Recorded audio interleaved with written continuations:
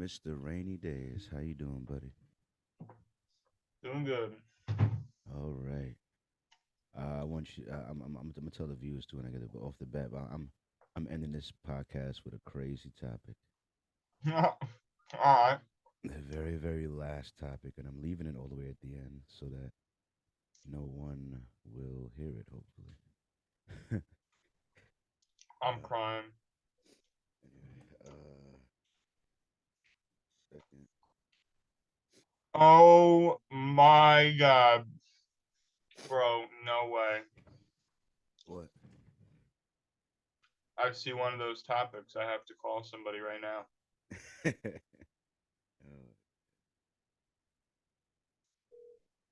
I'm going to mess with a situation today that involves that. That's why that's the topics on there. Afro Man is running for president.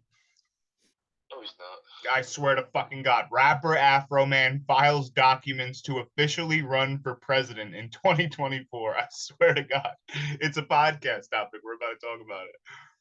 Oh my I seen it. I said, hold on. I have to call Brandon real quick. Jesus fucking Christ. Afro Man likes talking. They kicked in my door. They kicked down my door. You gonna pay for my door? You gonna kick down my door. This fucking make sure this podcast is more organized than the fucking last one. Oh man, all right. I'm sorry. Well, the problem was I just didn't have everything like ready for you. You know, like I had all the shit ready, but I didn't have it into the Discord and everything. We started recording a little too early. We should have just waited another 10 minutes and got it together. You know.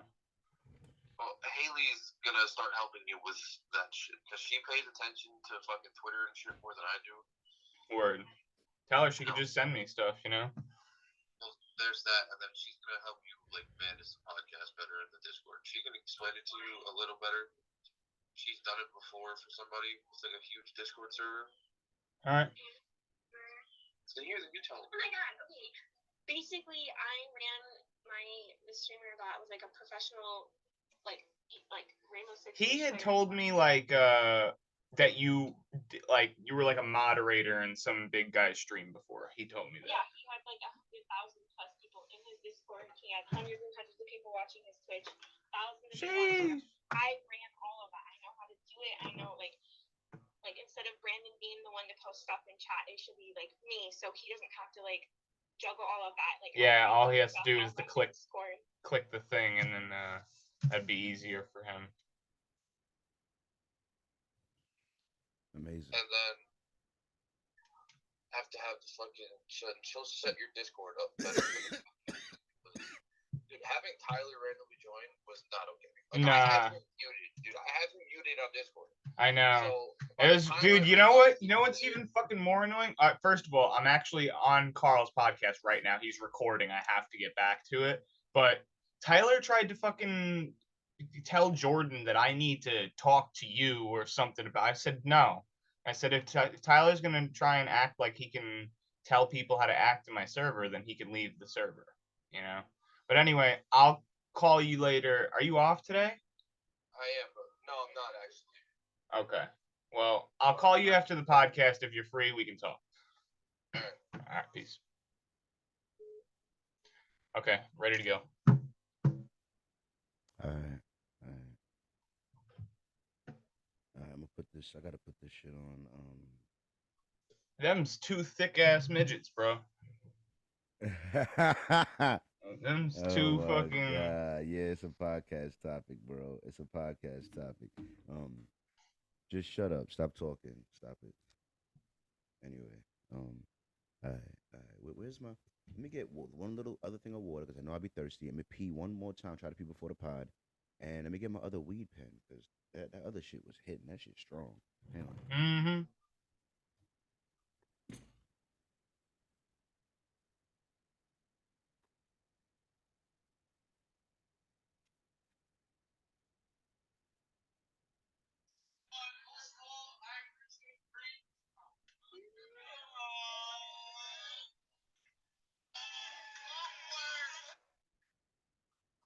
You did good, girl, Sky.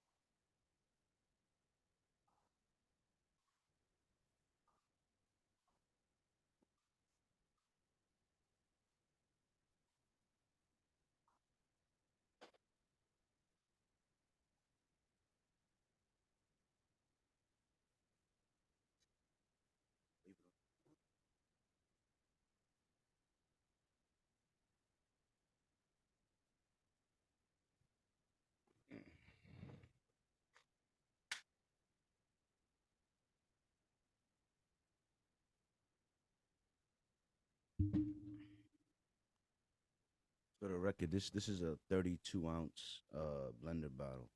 You know what I mean? And this shit here is full of water. You know what I mean? But I still wanted to get the other one at least halfway full with all the water I had left in my pitcher. You know what I mean? Have you fixed your water addiction too? I remember at one point you were drinking like a case of water a day. No, I just found a way to make it more efficient. I do filter water now. I use a filter.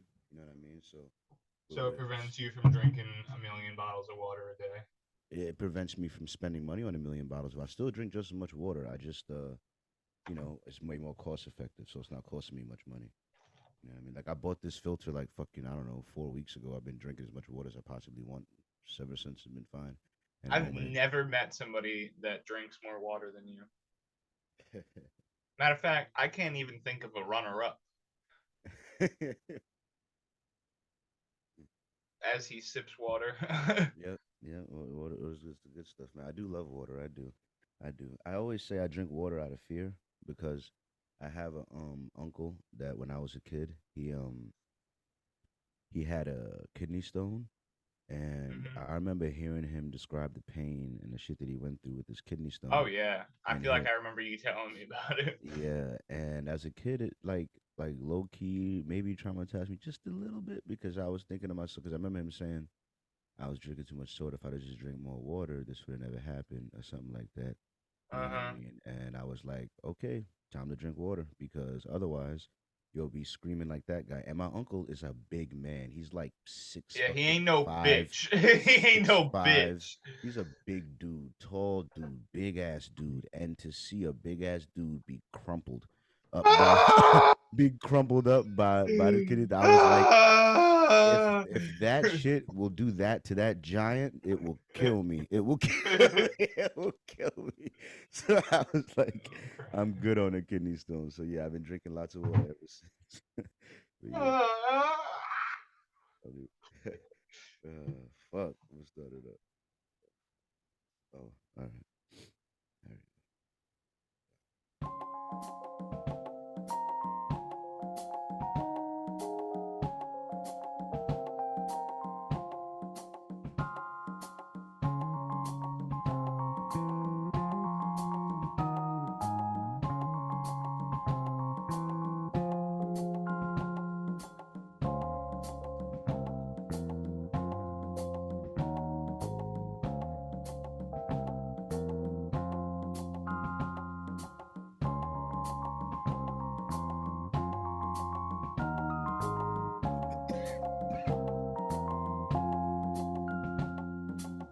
Hey, what's good, people? Whether it's everybody at work or in between class, while you're working out or sitting on your ass, I want to welcome you to the Charlie G TV podcast. It is April 23rd. Happy belated 420.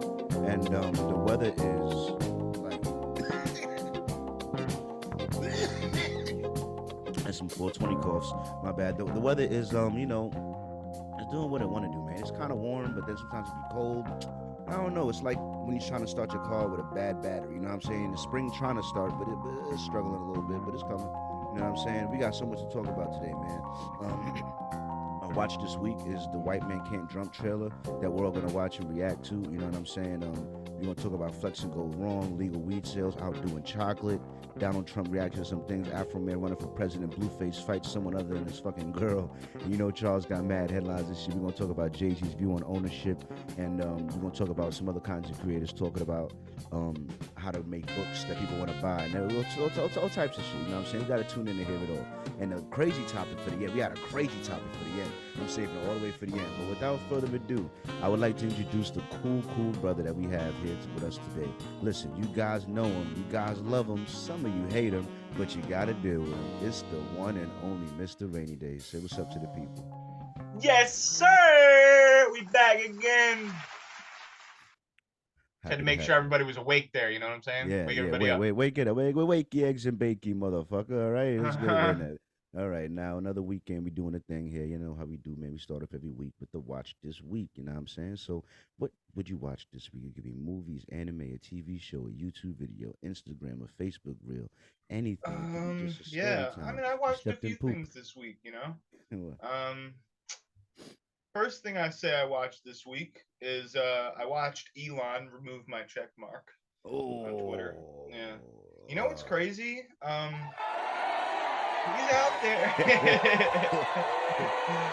He's out there. He's giving check marks to people that are complaining about not having the check mark, which I think is just so redundant. You know? Yeah. Like at first it was just Stephen King and LeBron James and William Shatner.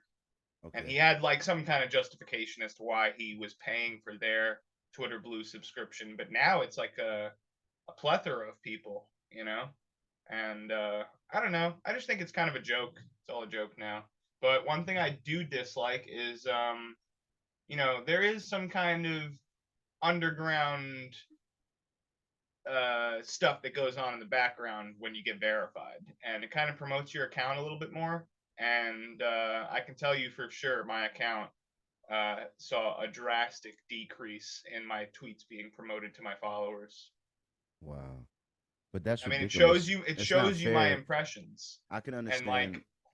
And like just the past couple tweets have been half the impressions that I would normally get. Not just the likes and the retweets. It shows you how many people have seen the tweet. Half the amount of people. And that's how you know that shit be a lie, because like it's not fair. Like, all right, I understand you don't want to put me on the timelines of people that don't follow me. I understand that. No, they're not even promoting me to my own followers. But I'm saying the people that actually clicked follow on my fucking account, they wanted to see my content. Why would you not put I think it on as a that just doesn't make sense. I think as a non-verified user on Twitter, it promotes to 10% of your followers. And if you pay for verification, it promotes to 25% of your followers. That's fucked up. Do you think that Instagram does a similar thing? Yeah, I think the numbers are different, but definitely something similar. Because like how I have 440 followers on Instagram. You would definitely get more likes and more interactions on your posts if you paid for verification. Yeah. Yeah, I never almost never get no regular, like not even 200 views on my shit regularly. No, I'd be like 60. It'd be like 80. It'd be like because 50, they're really not showing I mean? Everybody that follows you your content. That's what I'm saying, and I'm like, that's so fucked up. I have 400 followers and nobody's seeing this shit. That doesn't make no sense you know, as time goes on, they've changed things, but I feel like they've adapted to that because it's profitable for them. You know, and I haven't paid for them any of these follows. But think about it, right? It's a giant network. Them having to promote, let's just say there are 5 billion Instagram accounts. Probably not. Probably more like 1 or 2 billion, you know? Yeah. But let's just say there are 5 billion Instagram accounts. Now just imagine them having to manage 5 billion profiles, 5 billion posts, 5 billion story views, this, that, da-da-da-da-da, right? So obviously you can see how that would become heavily trafficked very quickly. So the way that they, you know, have handled the growth of their platform is that they just do less for each individual person. so that they can afford to do more for the rest of the people, you know? Yeah. So them having to manage this endless amount of accounts that's continuing to be created every single day. By having that much more traffic, they just decrease their individual like how much they pay attention to each individual account, you know, Yeah. Yeah. to save themselves time and money and energy and whatnot, you know. Yeah. But I suppose as I keep growing my followers, that if they only promote to 10%, what's 10% of 400? I guess it's probably just 40. 40, So it yeah. makes sense. Only gonna get like 50 views. That I guess that kind of makes sense. You know what I mean? Kind of lines up. Maybe a little bit more than 50 I get, but that's fucked Yeah, up. it's probably give or take in the same direction, you know, with Yeah. the Twitter and Instagram thing. Yeah, I mean, look at it, Yeah. bro. I mean, Elon went and did the paid verification thing, and then boom, every other platform did it. You know, Yeah. so But all you right. know. So that they watch this week is Twitter's watching Twitter. Well, no, that was one thing, but my real watch this week that I wanted to talk about was like my road trip because it's actually coming up now. You know, now it's Okay. I think it's less than two. No, it's not less than 2 weeks, but it's less than 3 weeks away, which is less than a month. You know, we're really rounding up here. You know, I had my car in the mechanic shop. I had to go to the DMV and court and stuff and fight tooth and nail with the government to get my license back and pay all kinds of fees and you know, got to get my car sorted out. I had to get all my gear together. I bought all this stuff so that I can live comfortably on the road, you know, going to LA and back. And, Uh-huh. you know, I can't, I'm not going to sit here and like name off everything because it would be ridiculous, but let's just say I have the basic amenities in life to live, you know, like I have more than one bed, you know, I Yeah. have more than one way to cook food. I have, you know, I guess a mobile shelter being my car, but I also got a tent, you know, Yeah. and you know, so I got everything that I feel like I need, you know. It's just crazy. Like I would it's hilarious to think about because to me this is just normal, you know, like Yeah. going and having fun in life and just living and, you know, like other people you try and explain a scenario like this to them and they're just like, what are you crazy, what the fuck are you doing, you know, like I can't tell you, man. I have been telling people, hey, I'm going on a road trip, you know, cross country. You know, especially everywhere I've been going to the doctors and stuff. I bring Sky to the doctor. I went to the eye doctor. I went to the Yeah. dentist. So, you know, they're always like, oh, you know, what's going on? Why are you here? You know, and I'm just like, well, I'm going on a long road trip. Just want to make sure that I'm all good before I go, you know? And Yeah. they're always like, where are you going? So then I tell them LA and this and that. And they're like, what the fuck what the fuck would you do that? But like, you know, nobody has, well, you know, some people will be like, oh, cool, you know, but you could see behind their eyes, they're like, look at this fucking crazy idiot, you know, like, what the fuck does he think he's gonna do? Go drive to LA, have fun. Oh, I will, you know. But that's the Yeah. thing. I just feel like people are scared of giving up their everyday life, the things that they're used to, you know. Yeah. And Yeah. I have no problem walking 50 feet into the woods and digging a hole and dropping a deuce. You know, where do you think we came from? You know, I mean, Funny. it's really not like that crazy. But I did buy a foldable toilet seat so that I could sit down on the toilet whenever I have to go. I got so much stuff. You know, I just want to say I'm almost ready. I actually bought what do you call it? A gimbal. Do you know what a gimbal is? Well, I know what it is. It's for cameras. I don't know what you It's bought for it like for. videography, yeah. Like Yeah, it I know what it is for basically cameras. Like I know what a camera gimbal is. Yeah. it balances the camera so that Yeah. you know that. Anyway, I bought one for my phone, like the Oh, real cool. gimbal, you know, the DJI, like the good Yeah. shit, you know. Cool. And you know, I'm thinking about maybe buying a drone, but I'm totally gonna do YouTube, you know, on this Yeah. trip, and I'm gonna vlog the whole thing and do a bunch of crazy hikes. I'm gonna hike to the top of Mount Elbert is my plan. It's a Yeah. 14,000-foot peak in Colorado, the Mm. second tallest mountain in the lower 48, that being not Alaska. Mm. Um, and go have fun climbing mountains in Alaska. Tell me about it when you do it because not many people do. But anyway, I got a bunch of cool things. Like, I want to go visit Yellowstone National Park. I want to go visit Las Vegas. I want to go to there's another national park with a Y, Yosemite National Park. They got the Yeah. fucking the big fountain and shit.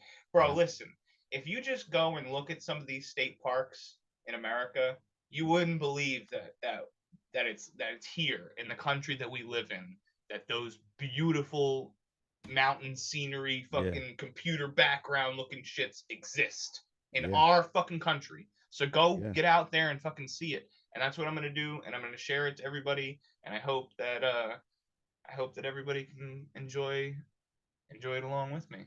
But yeah, that's my watch this week. That's my real watch this week. Is that I literally have bought everything off of Amazon. It was like hundreds of dollars. And I got my car ready. I'm I getting want to me send ready. you I'm like getting my dog a ready. 100 or two just to buy your bum ass a webcam. I'm about to. Yeah, Oh my I god. might do it I next could check. no, I could do it fucking on my phone, Like Alright. you want me to do the fucking podcast with a webcam, I can do it on my phone. But the I'm just real saying that the I'm people. I'm going to keep it straight with everybody on this platform right now. I don't have a webcam on my podcast, all right? And Oh wait, I truly You're not on camera on your own podcast. no, I'm not. But that doesn't mean that I'll never be. And that doesn't mean that I won't be on camera on your podcast either. But I'm about to explain that. That's what I'm getting into. So, with me going into YouTube, I'm obviously going to be putting my face on camera and posting it online. But hear me out for the first time ever.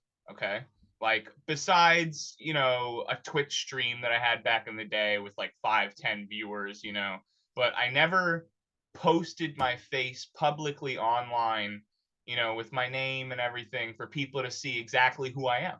And there's good reason for that, I've had people give me a hard time on the internet, and I'm sure there's other people out there, even people listening now, that have had people give them a hard time on the internet, whether it be arguing over Twitter or on a video game and somebody takes your internet down, or they somehow find your personal information in real life and they start to bother you over some worthless nonsense online. Yeah. So for a long time, I've kind of refrained from that because I don't want to deal with the bullshit. But now that I'm entering into the world of putting my face on camera and posting it online, you will see me put the webcam on the podcasts and stuff like that. But it's just something that I've had to kind of ease myself into and be cool with it, because I don't want to like try like a sound like an asshole here, but like I have stuff that's like worth stuff, and there are reasons for people to come after me more than a normal person. So that's why I've really held back for a really long time on that stuff, is because I don't want anybody giving me a hard time when I really don't need to do any of that. I could just not show my face, not say my name, and then boom, no problems, But if I'm going to be posting it anyway, then yes, I will turn the webcam on here. I will turn the webcam on my podcast. You gotta live a full. But there's a fuller life to live. You know what I mean? There's nothing wrong. There is a fuller life to live, and guess what? Turning my webcam on online does not increase my quality of life at all. Maybe for the people watching, and I'm sorry that I can't provide that to you right now, and I hope to be able to in the near future. But that is my explanation as to why I have done that. But I like that you're maturing on it though, so I let it go. And that's dope. That's dope, and I look forward to it. And it seems like this is going to be a lot of growth happening on this road trip. So I'm thinking that it's just going to be, as long as you're safe, it's going to be nothing beneficial to you. And yeah, I'm not gonna lie, bro. I'm really, really, really wanting to buy a gun, like more so than ever in my entire life. Like between being like in the back country with like mountain lions and bears and shit, and literally fucking wolves and coyotes and whatnot. Do you have a machete? Do you have a machete at least? Because I got a machete. I have a hatchet, and I do have a very large knife, but that's not really, if a fucking bear or something is coming after you, that's not gonna do anything, even like a 22, bro. If I had a 22 and I shot a bear, very unlikely that bear is gonna stop where it is and stop trying to attack me. No. You need a pretty hefty caliber bullet to put a bear down, or at least stop it in its tracks. But And you'd probably be good with a really small revolver with oh about yeah, no, that's bro, a probably all you revolver need. would knock that thing on its That's back. all you need is a little revolver. But you know all what? I have done my reliable, research. because you're not trying.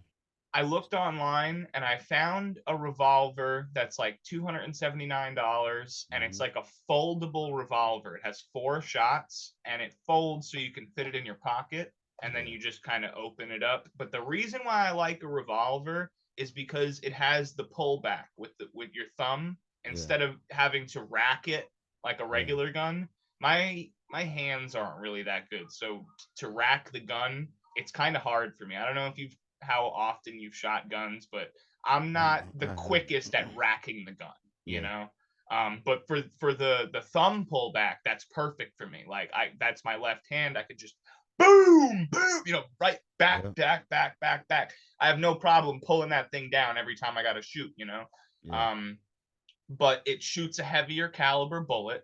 Because It's revolvers still do. it's still like a pocket gun, Mhm. and it's easy for me to shoot, and it's not that expensive. Listen, So I'll get the same gun the mobsters use, though, right? The fucking 38 special for that ass, okay? well, I keep a if you don't know, 38. the reason why they used that gun was because first of all, their ballistic evidence back then wasn't that good. So even if they got the bullet, them linking it directly to the gun was very hard for them to do unless they found the gun. But with a revolver, it doesn't dispense shells. So when you shoot, the shell casing stays in the revolver. So it doesn't drop a bullet casing.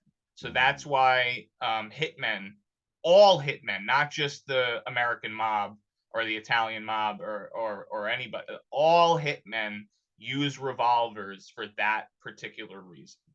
And Less unless they can evidence. find the bullet itself, which a revolver bullet is more than likely to go through its target, then they're gonna have a really hard time solving that case. So that's why hitmen, mobsters, real gangsters, etc., use revolvers. One last thing, then I'll get off of it. All right. There's a YouTuber that Brandon put me on by the name of I believe his name is Colin Noir or something like that. He's real good at guns. I get a lot of my gun knowledge from him. And one of the statistics that they have for for civilian gun engagements, they call it the rule of 3. Most gun engagements fall within 3 shots, 3 feet, 3 seconds. Yep. That's most actual gun engagement. Because about three shots, 3 feet, 3 seconds on average. So maybe it was 5 feet, 2 shots. Maybe it was 2 feet, 1 shot. Maybe here or like there in the yeah, direction of yeah. one or the other, but it's not. Which means that if you're accurate with your revolver, you're gonna be fine, most likely, unless you're in a fight with some real cartels, some crazy shit happening. But most well, even then, like I don't want, like the whole point is, right, when you have a gun, the gun is supposed to be the equalizer, right? Now, if you put yourself in a position where you need more than 4 bullets to equalize, that means that you have created that scenario. Exactly. Because there's almost never going to be a scenario where you need to shoot more than 4 bullets to save your life.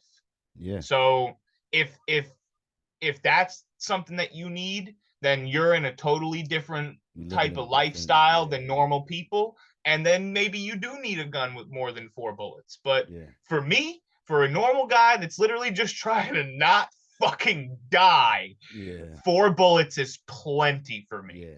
Yeah, it's plenty of back in there, plenty of back. Right. and it's a heavy caliber bullet, so when it hits you, it's gonna fucking hurt, And that's what I don't know. So yeah, I've been looking into that. I like the reliability. I like the reliability of a revolver too. That's one. And I didn't even really get to the fact that like it will not jam. You pull that thing up, you pull that trigger, that revolver is going the fuck off. You heard me? Yes, sir. You know what I'm saying? No questions asked, all right? Yep. Whatever you hit is going off. There's no mechanisms all up in the way. That shit is tried. Simplicity at its best. You know what I'm telling you. Tried and true. Fuck around with this revolver. You going down, my guy. Yeah, let me tell you, right? a Some lot the of most the dangerous stories men in that the you world with hear, revolver, cowboys with revolver, niggas took over whole shits with revolvers. a You lot of the fuck stories around, that you nigga. hear, like, what do you think 50 Cent got shot with? I can guarantee you it was either a 9mm or a 22, because if he got shot with a 45, yo, if he lived, Or even he that would not look 38. like a normal human. Even a Not 38, because that's would have almost a blown his 40. That's fucking almost a face out. 40, Yeah, it bro. would have blown his fucking face out, bro. Like, According to mine, that's almost a 40 caliber. Don't front on that 38, nigga. You front on yeah, the you 38. don't want to get hit with that, bro. You don't want to Like, get hit with a 38, my nigga. You go might be- go look up the difference in bullet size between, not now, I'm just saying other people that are curious about this, between a 22, a 9mm, a 38, and a 45. You'll really see the difference between like why certain bullets have more stopping power. Yes. It almost never has to do with the size of the gun. And It has hollow to do with tips the are size legal of in the bullet. Michigan. I could legally buy That's hollow tips not are right. legal in Michigan. That's not right. I Hollow don't think tips are that legal. hollow tips, in my opinion, are the same thing as automatic rifles. Nobody needs them. Hollow tips are legal in Michigan, so I could have a 38 with hollow tips legally. Okay, but just think concealed. about this, right? If you had a regular gun with regular bullets, right, and you shoot somebody, say you get into that life or death situation and you shoot somebody, say you're in a bank and some guy robs the bank, right, and you're the guy that's like, I'm gonna stop this guy, I'm gonna save everybody, and you pull out your gun, 3 feet, 3 seconds, 3 bullets, bang, bang, bang, right? You shoot and kill the guy, but you got hollow tips. You could shoot and kill 10 people behind that guy. That's not because how that works, actually. That's not how that works, actually. Let me tell you how. Oh no, that's FMJ. That's Full Metal Jacket. Yeah. It's actually the opposite. It's actually the opposite. The hollow tips explode inside of you. I hollow forgot tips about that. deform more than regular bullets. Yeah. So they're actually less likely to go through. They're more lethal, though. They're more lethal. They're more lethal. Way more lethal. Stop in you and tear you up inside. So I had a brain fart there. Mm-hmm. Yeah, but so hollow tips are more lethal and safer for the people behind you. And that's true. They deform and leave less evidence behind. Well, either way, nowadays the ballistic evidence that they have, the bullet could be in a million pieces. They get one piece of that bullet, they could find out the gun that it came from. I don't know. It's just crazy. There was another thing I had just seen. I know, and it happened in Michigan. Well, it happened in Michigan. This guy, they just solved a 20-year-old cold case for rape, and it was like through some crazy fucking DNA evidence. Like, they got like a fucking drop of something that they fucking held on to for 25 fucking years, and then he did something in Pennsylvania, and they connected, boom, and then they slammed the guy. Fucking, it was crazy. But anyway, he raped somebody in Michigan like 25 years ago. And then he just did something in Pennsylvania, and they fucking clicked together. And that happened like literally yesterday. No statute. It was on the news. Rape, huh? You rape somebody, we'll find you 25 years later. Don't you do it? Yeah, bro. I'm telling you. Not that I'm asking the rapist to get. He's a piece of shit anyway. Piece of shit 25 years later. A piece of shit 25 years ago. Just get rid of him, right? Just get rid of him. Because obviously you got a track record of being a piece of shit. Okay. All right, I have a lot to say about this next topic here. My watch this week is this trailer right here. So let's get into it. Oh, this is your watch this. Oh shit. Okay. All right, luckily, I haven't even watched it yet. To be honest with you, I just seen a screenshot of it. That's why I know it existed. And trailers are normally. Well, this already pisses me the fuck off because I'm tired of them redoing old movies. But let's see what they do. Let's see what they do. Don't ruin it. Gang, it's win by 2. Not here, it's not. Hey, they letting yoga instructors in the gym now. Ball. I just noticed you're not getting enough legs on the shot. Are you dehydrated? $100, you can't make more shots. Let's just do 300. It's not my dad's money.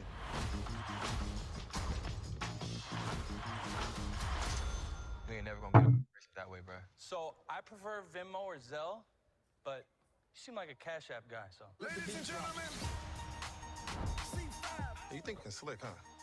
Just showing up to courts dressed like a dumbass, acting like you can't hoop. You assumed I couldn't hoop because I'm white, which is incredibly outdated. No, I assumed you couldn't hoop because you were dressed like a white girl at Whole Foods. Where the love go? It's really hard to plan for the future when we're always worried about money because you're out here living in a fantasy. My 30-day detox program. You want a free sample? Nah, I ain't drinking no boo-boo juice. It's almost the first. I'm gonna go tomorrow, I forgot. Why don't you just go now? We'll be fine. Hey, don't worry, mommy. Don't worry, mommy. Every hooper I know entering that Down big to ass jail. tournament with a winner get 500,000. I just need somebody who can play so I can make some money. You joking, right? 500,000 for one day of hoop. Yeah. We can hustle a few games together to get the money for the entry fee. I'll find some marks. Those short shorts look incredible on you. Throw them off their game. You have an OnlyFans? And we'll clean up. You gonna wear that trash bag? You gonna wear that fake ass Richard Simmons outfit? I don't bluff, bro. I bet y'all got one coming in these that I... Release for me. Release for me. That's the I doubt that. It's enough jokes. Then the sun died. Don't spend any of the money until we can cover the fee. I should be saying that to you. Well, I'm good with money. So am I. So am I. Me too. Me too. Where? Word, bro. If she's empty, then the drugs go. If she's can't see you, double cup toast. I got a duffel. Oh no, not Iman Shumpert, girl. Buckets. What? Just wanted to see if you had superhuman hearing because of your... Because my what? They're gonna kill him in the parking lot. I'm out here. He got a flamethrower. Flamethrower? What is this, Mad Max? 5, 4, 3, 2, I let one go. I don't know how much you talking trash lady today, but good work. Thank you. You could talk way more trash out there. You have so much material I can't even touch. Like what? Never mind. Oh. Tell us. Where the love go? I don't know if this is gonna be a good movie. I don't think so. I'm gonna tell you right now, definitely the fuck not. It's All right, compared to look, the original movie. here's not- my ain't gonna thing. Have shit on it. Here's my thing, bro. They tried. My dad fucking loved the original White Man Can't Jump. Yeah. And I'll tell you right now, my dad would not watch that movie. And that's the difference. Yeah. I think that they modernized it for the fucking Yeah. idiotic brains that are walking the planet nowadays. To me, Yeah. it seems like they're running out of movie ideas because all they keep doing is Yeah. remaking old fucking movies. And it's just it was kind of okay when they first started doing it in like the early 2000s, you know? But like there's just something Nah, about they the can't way do it because they do it through this woke lens. They fuck everything. that's up. what you know what you just described it pretty much picture perfect. They do it through this woke lens. Just makes it I don't even want to comment on it. I'm disappointed. Was that Jack Harlow? That was Jack Harlow, right? Yeah, that was Jack Harlow. Why? Why do they need Jack Harlow to play that? What you know? Instead I just of feel like good actors making a good Exactly. story with good writers, like good content, a good character built, like. But no, like, but no, they just try and make a gonna popular use- face yeah, exactly. to bring in numbers. Listen, I just Yeah. want to say something real quick. FaZe Clan, I don't know if you've ever heard about it. It's the biggest gaming organization on the planet. All right. They pretty much went into the toilet. All right. Their stock was worth $15 a share. Now it's worth like 5 cents a share or something like that. A billionaire bought out their company or whatever, or something like that. A new guy came into the president's seat, and instead of focusing on the people that created that brand, which are the original players, that still did YouTube. All of them have like a couple million subscribers. They literally just do like daily vlogs or upload like gaming content, right? Yeah. Instead of focusing on them and uplifting their careers, he started hiring people like Lil Uzi Vert, Snoop Dogg, LeBron James's son, and giving them like huge amounts of shares, more shares than any of the original players or the people that founded the brand, any of them. All these celebrities were coming in, getting huge shares, huge amounts of shares, like, worth more than anybody in the fucking brand. And the whole brand went down the toilet, My whole point is if you try and bring in popular faces to fix like a problem, it just doesn't do it. It's like a temporary band-aid on a permanent issue. Exactly. And once that, like, for example, I mean, like Snoop Dogg left FaZe Clan, and I think Lil Uzi Vert, like, they all wind up leaving. It's just a hype moment. It's a moment thing, and then once it's gone, it's over, and then now they're still in the shitter, but they lost all that fucking money. Anyway, the whole point is that bringing in a celebrity face doesn't fix the fucking problem. No, it doesn't. It doesn't. Bringing in a celebrity face It's not gonna fix it. It's gotta be organic. You gotta want to do it. You gotta have a story. That's the word right there I tell. was looking for. You know what I'm Organic. saying? It's just they don't have a story they want to tell. They don't have a vision or a light, something they want to You know what shed I'm light on. tired of, bro? And I You feel know? like it's happened in the past 20 years. I'm tired of rich people with dumb ideas. I'm fucking tired of it, bro. No, they don't have any ideas, and then they go back to other people's ideas, and They try to steal it and they take a try to bite off steal of it it and and take a twist it. bite. They're like, "Oh, look at this new idea I came up." No, nigga, no. If you could just come up with your own idea and trust it. But that's the thing, and that's the reason why I know, like, cause see, everyone's influenced by everybody. No one trusts their own creativity. Trust what you think is cool, bro. Trust the story that you think needs to be told. Trust And you know what it your is? vision, and I feel like They I don't. feel like the confidence in your own ideas and your own vision is really how you deliver it to the consumer, you know? Like if Yeah, you are like through and through down to the fucking blood, sweat and tears a full fan of your own product and that's how you deliver it to your consumers, they hmm will like it too, you know? exactly, But if you exactly. deliver something that you're, questionable about or you're kind of having to fake your way into trying to convince people that it's something good, then it's like having a web of lies. Eventually you're going to get caught up in it. Exactly. You can't run the scheme forever, you know? Yep. So Yep. You got to lay your cards on the table. It is what it is, man. You got to, just square up with the world and fucking throw your punches, all right? Because like for example, I mean like I can't remember I think it was the tax thing, Donald Trump. They tried to like when he was president, they tried to blast him for like not paying taxes yeah, or whatever. And he came out immediately the next day and he was like, "Oh yeah, me? No, I don't pay my taxes. You know why? There's this little law here that they made. They made. I didn't make it. And yeah, so I don't have to pay my taxes. It's right there. It's right there in the little fine print, you know." And he literally just immediately came out and admitted to it.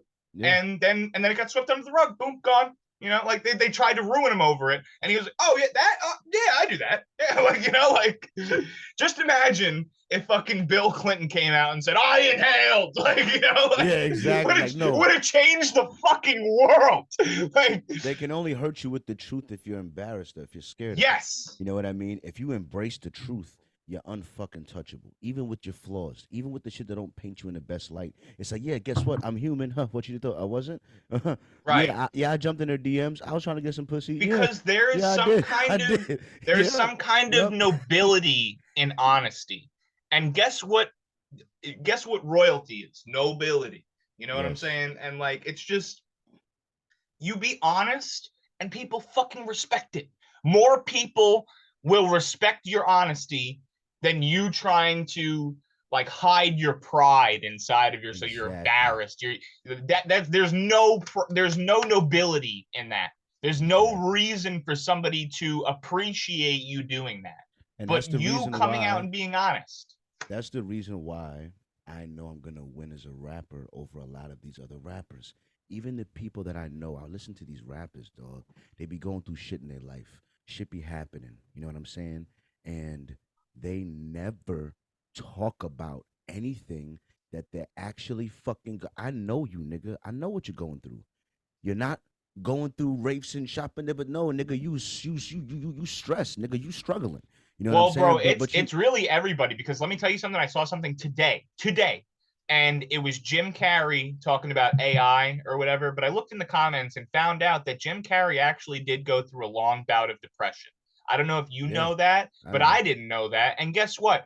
I can guarantee you probably 90% of his fans didn't know that because he never displays it to the public, you know? Yeah. It's just like a thing you kind of have to find out through like digging through the wormhole or the media Yeah. has to spew it out, you know. But But I'm saying, go as on. as an artist, though, as your artist, you're a rapper, you're making music. In my opinion, the music that lasts the long, well, music is expressing your emotions through music. And if you're afraid to talk about things that truly tap into your individual life emotions that you're individually actually going through, and you're instead trying to put on a facade of things that you're not actually going through, people won't feel your music. you think Why that do you you're think people alone in still the listen things- to Biggie and Tupac like they're fucking gods? Like- Storytelling to the fucking T. Honesty. Yeah, 'cause Spitting I'm- game about I'm- real life. real life, which is why I need to get better in other certain ways. But one thing I'm never afraid to do, I'll talk about, being heartbroken or some shit, or some bitch doing this, or I'm like whatever, because it is what it is, my nigga. But also Life you want to is what it relate with is. people, Yeah, you know? yeah. 'Cause And that was I feel like that's where Biggie and Pac really came in, because the rappers nowadays be talking so much crazy shit. A normal person can't even live that life. But when Biggie and Pac were storytelling, they were talking about poverty-stricken areas, people that were living things through their everyday life. Normal people were experiencing the things that they were telling about in their stories. Exactly. So it was so heavily relatable to this group of people that had never heard this kind of music before, you know? So it was like, you need to, in the same sense of being honest and telling stories about real life, you need to find a way to relate to the people as well. Because Yeah. that's ultimately what's gonna bring together that perfect storm and allow you to rise to the top. Or you could do shit like this nigga does. Here's the first story up here. Oh my god. I haven't even seen 2 seconds of this shit. I know this shit gonna go bad. Don't worry, there's no audio. But yeah, this nigga run. Yeah. That's what you get. Yeah. Bro, Well, all snatches right, I'm $10. gonna tell you There's right singles now. in there too, nothing but singles in this. But you see the Via Do Wave, that's the guy in the video. It's a skit.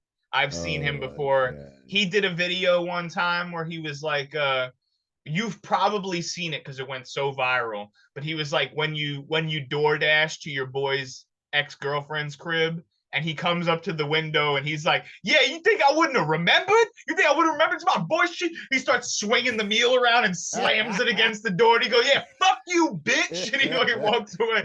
But Oh my that's where I God. remember him from. If I didn't see that video, I would have thought that was real. But I know him from that skit. So I know he's one of them skit guys. That's why it's good to work multiple jobs, because I do have a DoorDash bag. So if I wanted to make little skits with it, I'd be like, fuck you. Yes, sir. Yo, I can guarantee you he made a fucking month's worth of paycheck off of that video. You know? Money he would have just DoorDash. Anyway. Right. Anyway, is this the next one up? Let me check look at the doctor to make sure. I want to do it. Yep. The question is, why is niggas nasty? Why do we want to fuck midgets? I'm gonna go ahead and.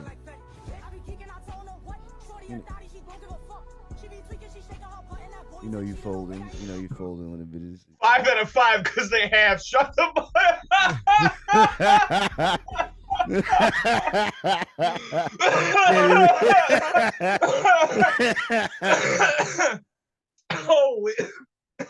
Oh my god. Yo, I'm crying. Oh my god. Oh, use me as a dislike. Hey button. man, for the one time, I definitely wouldn't want to just for you gotta live life. Do I have not met a man in my life that when no one else was around, I was like, you would have fucked this midget. Nah, but like see, this is different because you do be don't lie, because you do be seeing midgets that look just fucking great, like couple extra chromosomes or something, like I don't know, got like six foreheads. They just look weird. I could put up with that. But for the night, that's not. I'm telling you, it's a one-time. I'm not risking my future lineage with that. You know what I'm saying? Oh yeah, that's what I'm saying. Ain't no way. Ain't no fucking way. But yeah. But yeah, for the one time, Oh yeah, that little ass. Oh fuck yeah, man. If anyone that says they not going to, is a fucking liar. And I don't know what's wrong with us. Why we want to fuck midgets. And you know what? You just not. You got an adventure in life. You know. Who cares? Even if you didn't like it. You know, it's really. At least you can say I fucked the midget, man. That's gotta be. That's what I'm saying. That's what it's more about, right there. I fucked the midget. Oh my god, that's ridiculous. But You yeah, know, it ain't making my bucket list, but if it comes across me in life, I'm not I'll gonna let you know not a do. story about it. Yeah. Hell yeah. But anyway, it says Americans now spend more money on legal cannabis than chocolate. That is fucking insane. Y'all don't even know how much the streets made. Yeah, yeah, I don't even know how much this is. 30 billion was spent on cannabis, while 20 billion was spent on chocolate products. Wow. As I'm smoking weed right now, I ain't got no chocolate in my whole room, but I got this. Right. I Right. got this weed though. I You know don't know what though? what I feel like there's a problem with that because chocolate is actually really healthy for you if you use it in moderation, dark and chocolate, especially maybe dark yeah. chocolate. Yeah. I But mean, if you want to I get got real edibles. healthy, you could just eat cacao. Cacao doesn't taste very good though. I've had it, and yeah, there's almost nothing you can do to make it taste good. But Oh my god. I guess that's what they make chocolate with, so I guess it's Yeah, a lie. But they add milk at and caramel. home, there ain't much you can do to make a cacao taste good. They do have like If you put grades it on of ice cream, cacao it's though. good. Put it on ice cream, it's They good. do have grades of cacao though, like 10%, 20%, da da da da.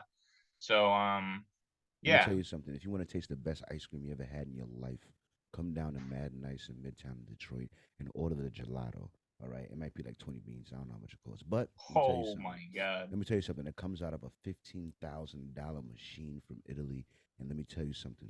That is some of the best ice. You'll eat that shit, and you will whatever problems you was having, you ain't gonna think about them while that's in your I'll mouth. tell you what, the only fancy place I'm going to when I get to Detroit is your job. You know, I actually heard some guy talk about you know, he used a job like that to network, you know. He worked in a I could, yeah. five-star restaurant. Well, you don't really have the same ability like he did because he was a waiter, you know, and No, he no, but got to. I could be a waiter for. Honestly, man, do not think about asking. Hey, oh, bruv, I'm about to quit So, anyways, I man, because I mean, saved up everything. to But could be I honest, perhaps be a you'd waiter? make a lot more money if you were a waiter. But I know I would. I know. so anyway, I was a Brit waiter as well. he was talking about how he would use the job to get clients, basically. You know, Yeah. all these people that are eating at this five-star restaurant, you know, the tip didn't even matter. They'd be, you know, eating a $2, $3, $4, $500 meal, leaving them $100 tip or whatever, you know, and Yeah. that's fine. But really, where the money was networking with that person that left you the $100 tip, because clearly they're doing well in life, you know, Mm-hmm. and that's the whole point. You can kind of fish around and see if Yeah. anybody's willing to invest in what you got going on, you know. Yeah. But yeah, I mean, like for example, you could find somebody, who knows, you stumble upon some guy and you figure out that he has some kind of like record label business or a music studio, or you know, you just catch a certain vibe off of him and you think, wow, maybe this guy could be interested in what I have going on. And either he signs you or he gives you money and invests in you and your ideas and your business Yeah. and whatnot, you know. And that could be something that could fucking lift you into the stratosphere, you know, like Absolutely. quite literally. And you don't know how accessible this stuff is until you try, you know. Yeah. Yeah. But Hey, man, I had a senator in my spot the other day. Another guy, another fucking. I forgot what he was. Oh yeah, he was like the head of like Beats headphones for Apple or something like that. Owner thing. I don't know. well, either way, We got all some I'm Food saying Network is people in that there. You know what I'm saying? you wouldn't believe the people that you can meet at some of these kinds of places. You just got to go out there and give it a chance, you know. I like walking around in a suit, you know. Anytime I get a chance to wear a suit, I wear a suit. Because first of all, people take you a lot more seriously. And second of all, you're a lot more personable, you know? Like a guy in a suit immediately is deemed probably not crazy, you Uh-huh. know? Probably a pretty reasonable guy, you Yeah. know? And probably a pretty smart guy, you know? Yeah. And now all three of those things could go in either direction, He's but you know, evil. it He's just gives you a better appearance, especially to people that don't know who you are, he's an you know? American psycho with a business card fetish. Yo. Anyway. But I mean, like, for example, like 2 days in a row, I went to the DMV, and one day I went in the suit, and I was taken a lot more seriously and spoken to a lot more respectably. And the next day I went in sweatpants and a sweatshirt, and you know, I just felt like I didn't get the same attention, you know, and not attention, appreciation, no, respect, no. I don't know the right word, but it just didn't. It was not the same experience, you know. And it wasn't just the one person at the desk. It was like the guy that gave me my ticket, the person I talked to here. You know, it was just like there was no respect at all. I was just another schmuck, you know. Like so when you take the time to put up your appearance and, you know, prepare yourself for the outside world, it does show when you know, when it needs to, I guess. I don't know. I've like, this will happen to you in Manhattan. If you're walking around in Manhattan and you're dressed up real nice and you're in a nice area, there will be doormen to like certain clubs and businesses that will invite you inside, you know, like hoping that you'll spend money in their business, you know. And it has only happened to me when I was wearing really expensive clothes or a suit. So, you know, you walking around Manhattan looking like a schmuck, and they're gonna be trying to get you in their business. Don't matter, you know. Looking like a schmuck. Well, you know, I mean, what I mean when I say that is just like a normal person, just a normie, you know, like. But yeah, you know, you want to get taken a little bit more seriously, put a fucking suit on. All right. It'll do a lot for you. But anyway, yeah. So here's how you can. So there's a Facebook. So Facebook will have to shell. Yeah, I saw this. You know what? And the first thing I thought about was free money. Tell me about how I can get some free money. Let me read it. With you don't count with your non-Facebook using ass. You stay out of this, bum. All right. Facebook will. I'll reactivate my Facebook. Some big bucks for data privacy violations, and nearly everyone is eligible for a payout. The social app's parent company Meta will pay $725 million to a years-long action lawsuit to get a portion of the settlement. You got to submit a claim by August 25th. You know what I mean? The link or whatever. You know what I'm saying? Luckily for Facebook users, just about anyone who used the app between May 24th, 2007 and December 22nd, 2022 can apply for funds. You know what I'm saying? I'm pretty sure I got posts. Let me check my oldest. I'm about to go on my Facebook right now. I was on MySpace until like 2010. And I want to see. I want to see my oldest. It's not gonna even let me see my. All right, it's fucked up. My oldest one was 2012. I know that's not true. Nah, you probably made a new Facebook, bro. Sandy, everybody lost all their shit. I never made a new Facebook. Nah, I've always had the same one. Let me go back. All right. I don't know, bro. You're the only guy I know that has 4 SoundClouds. 2010. All right, that's my oldest Facebook picture. It's 2010. That was I'm in Aeropastel. Jesus Christ. Oh my God! I think I know the picture. Oh my God! Yeah, yeah. Bro, did I know you back then? 2010. Man. When did we graduate? Was that 2013? 2012 we graduated. 2012. So it was 2010. Nah, I met you in 2011. His freshman year, I was in a private school until they kicked me out. God, should go way back. Man, it took me back to awful old days, man. Damn. Old ass Carl. Good old days. Now you an old ass man, bro. Nah. Yeah, that Carl back then, bench 275. Nah, listen, I could bench over 250 right now and stop playing with me, all right? Stop playing with me, all right? I got you. All right? Anyway, but yeah. So I'm gonna go ahead and file my claim and make sure I get some money. I'm gonna know how that's gonna work out. But I could at least get a couple racks, I would hope. But I was on there from 2011, like I said, to 2020, and I got posts every year. Yeah, pretty much. You know what I'm saying? So yeah. Yeah, I'm 100% finna reactivate my Facebook. Yeah, nah, this nigga trying to read. No, you 100% need to go fuck yourself. Yo. You know, get your bum ass out of here. Yo, Listen, I think because I the might more even have the 2 or more 3 people that accounts. get on there, the more people that get on there, the less The less you're money, gonna get. the less Yeah. money for me. All right, and all you guys that weren't even really on I there, tell you what, get the fuck out of here. if you didn't hear this podcast, you ain't gonna be hearing about this from me. That's Oh for my sure. god! Oh my god! All right. But that's kind of not true because it's been like 20 years since 9/11, and they're still on the radio trying to give money away. Damn, you it's know? been an hour. All right, gotta move. Let's react to this Donald Trump shit. It's funny. A little rapid fire. We have a couple names. You say one word about them. Go ahead. Which one do you Elon like? Musk. I fucking love it. Joe Biden. Dumb. Kim Jong Un. Interesting. Kim Kardashian. Disingenuous. Ice Spice. Who the hell is Ice Spice? The song.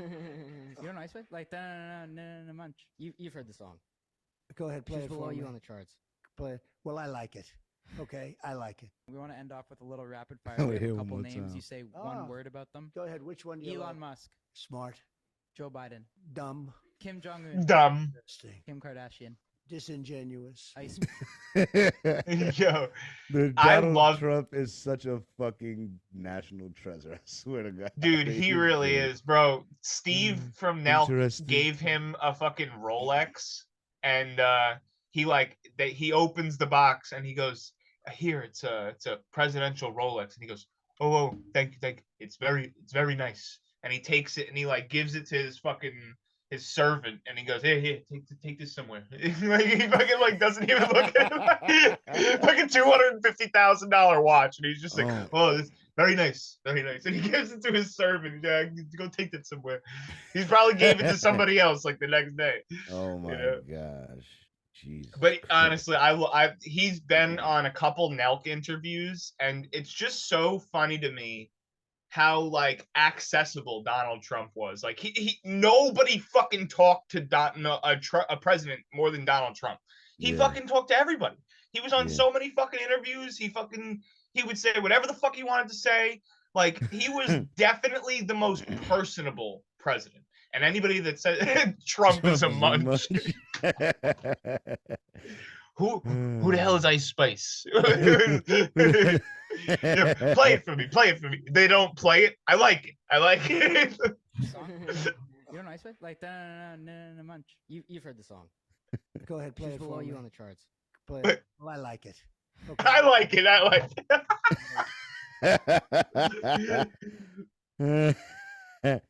Nah, munch. That nigga stupid. Find me a fucking video of Joe Biden that you enjoy watching. Please, fucking find me a video of Joe Biden that you enjoy watching, besides him falling off a bike or something. Oh my god. There's nothing interesting about that man, you know? No, like he's nothing. just he's so like he's like a fucking loaf of white bread. Like it's just, there's nothing there. Sucks. Anyway, yeah, moving on. Afro Man running for president. What's going on? Speaking of the fucking presidents, look at this shit right here. Afro Man likes talking. Joseph Afro Man Foreman. Damn. Wow. He is running as an independent. Shocker. Man, oh man, I'm gonna save the country, but I was Oh my save god. the country, but I was oh my god, got my vote. I was gonna make a speech, but then I got oh my god, you got my vote. Afro Man. Oh my god. Who voting for him? Oh man. I was gonna stop a war, but then I got high. Oh my god, no. He punched a woman in the face. There's a YouTube video about it. Damn. He did. Did you see it? No. He actually punched 2 women in the face. You haven't seen it? Please YouTube it now. Now. No, it's relevant. It's fucking relevant. Come on, bad Jamie. You suck at your job. Pull it up. It's fucking funny. It's good content. Afro Man punches woman. I'm telling you, it's good. There's actually 2 separate videos of him punching 2 separate women, and it's both on stage. Look at it. Afro Man. Yep, there you go. See, this is what the people want to see on the podcast. No, this is not it. This is not gonna help my man. This is not gonna See, help. there my we go, man right get there. elected. This is not what he. This is not. It's only 51 seconds. It's 51 seconds of fucking amazingness. Look, here he is. He's jamming around, you know. He's just playing some. But here she is. Oh my God! Boom! Jesus Christ! Yes, sir. What the fuck, dude? And then he did it again. Jesus He did it again. Christ. What is this? A separate girl? Or someone trying to come down? Jesus Christ! Yeah, bro. All right, so let me give you a little backstory there. No. Let me give you a little backstory. There's no way to make it sound good, but he had told her to get off stage a couple times. You see that one? Punching a woman right there. That's that's a different video. Oh my God. That's a different fucking. He punched a different woman in the man, face. You can't do that, man. You Oh no, can't. this is actually a guy. This is after he punched the woman. This is a guy that he slams. But he like asked the guy to get off stage, and the guy, no, not this one. But look. Oh my God. Oh. Yeah, he's not very nice to the fans, you know. Look. No, he's like, just get off, drunk, get off. ruining the show, man. Get out of here, man. But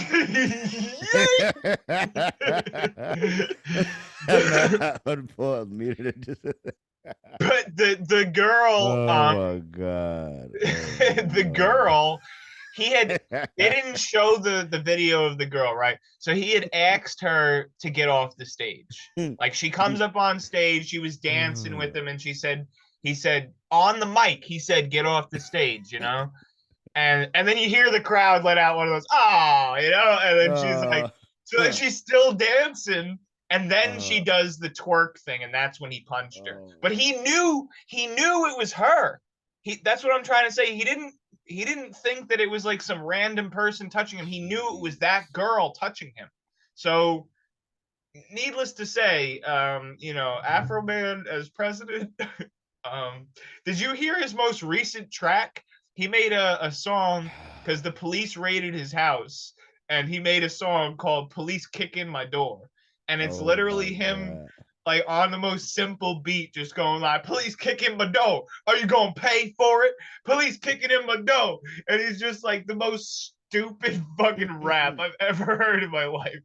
I tell you to pull that up. We'll spare the people from that one. Yeah, don't. Anyway, Afro Man 2024 all day. I hope he gets into debates. It's gonna be fucking funny. I just hope he gets into debates. So Blueface beats up someone other than his girl, and he wins. Yo, I'm crying. So yeah, he said Kareem.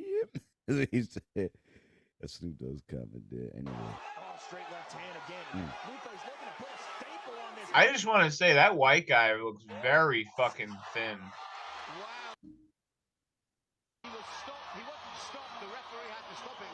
So the referee stopped it because she was apparently. It wasn't about tactics for Blueface. It was about taking the other man apart.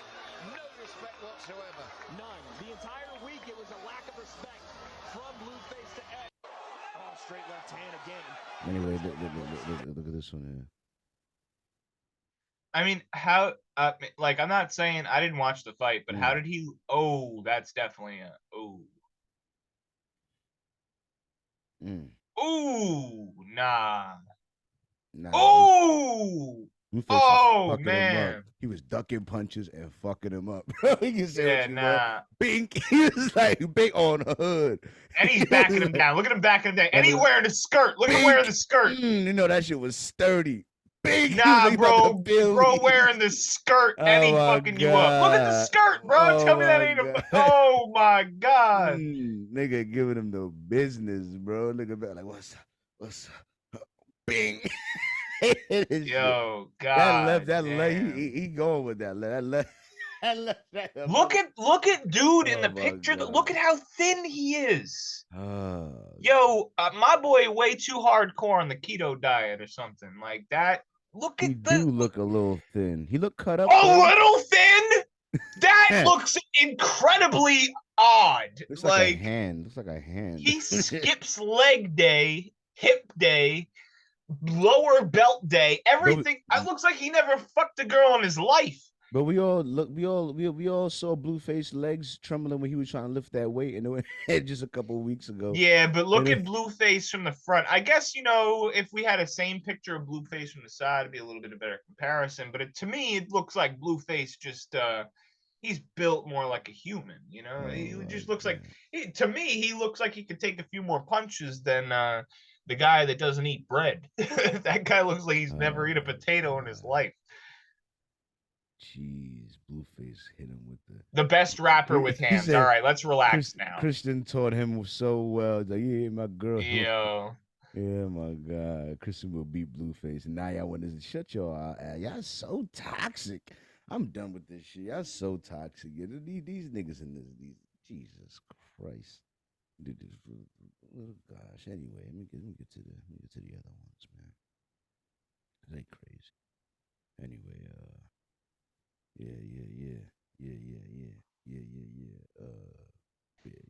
Yo, I want to ask you something. I guess we could have saved this for the brand building segment, but like, do you ever feel like you're running away from your first podcast episode? Do I feel like I'm running away from my first podcast episode? Like, I don't know, man. Like, I just feel like I like. It was just so bad. I don't want people to see it. But yeah, my first podcast episode is so bad. So, do you ever feel like you're like running away from that?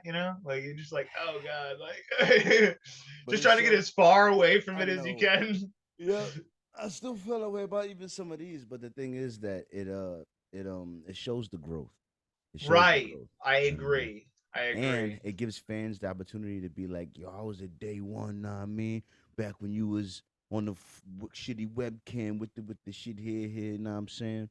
Before you got the mic upgrade, before you got the camera upgrade, before you got everything situated, you know what I'm saying? You know what I mean? So, I gotta say, as much of like an eyesore that mic is, it kind of brings the professionalism to the podcast. And it like, I don't know how to say it. It fills the gap, kind of. Like, if you were just like looking at you sitting there on the screen with like one AirPod in your ear, it'd kind of be weird, but you got the big headset, you got the big mic, and it's just like it takes up so much going on the screen that it just makes it look like there's something going on all the time. I don't know how to say it. It fills some kind of gap I didn't know that needed to be filled. Interesting.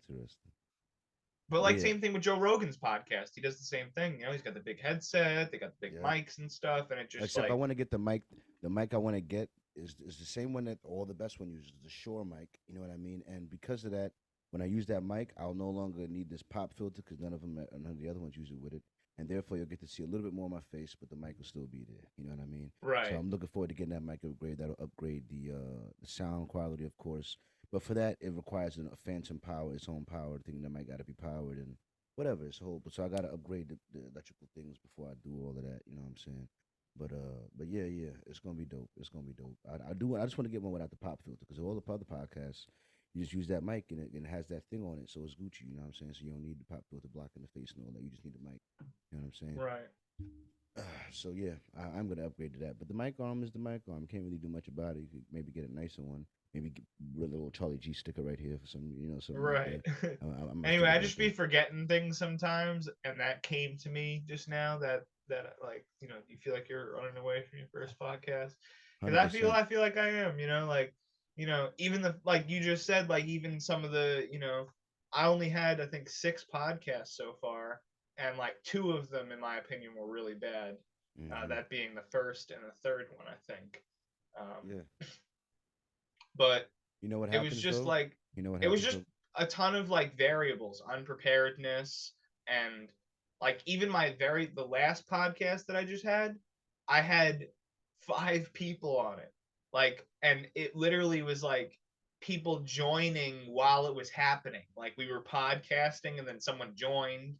And then like another person joined, and it just got crazy, but it was good. Like nobody talked over each other, and for some reason the last podcast I did went very well considering there was 5 or 6 people in there, and nobody was cutting each other off, nobody was yelling at each other or arguing like over each other. It was very It was very good considering the You're just but worried because it's your first few, right? But think about this, Kyle. yeah. Hold on. Think about this.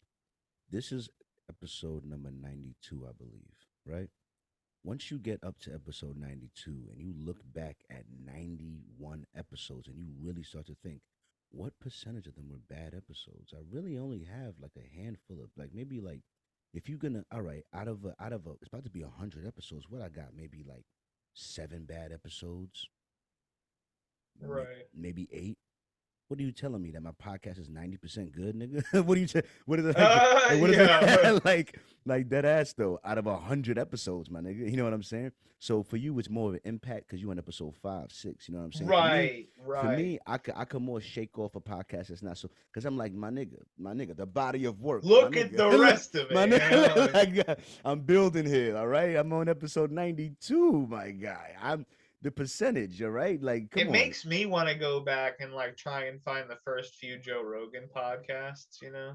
Yeah, because he's I on ne- episode I- 1,000. So if Joe I Rogan has never a bad liked episode, the ones that was like the one camera, you know, where it was Yeah. like the one view of like him and then the guy across the table, Yeah. and it was just like it never changed from that view, you know. Yeah, the camera angle changes matter. It helps a lot. The pulling in the focus and the Jamie thing, the view, it matters. I'm gonna get all of that. I promise I'm gonna get all of that. I'm gonna get really good at that shit. You know what I'm saying? But yeah, Charles is over there tapping his foot. So, Charles, please come in, Charles.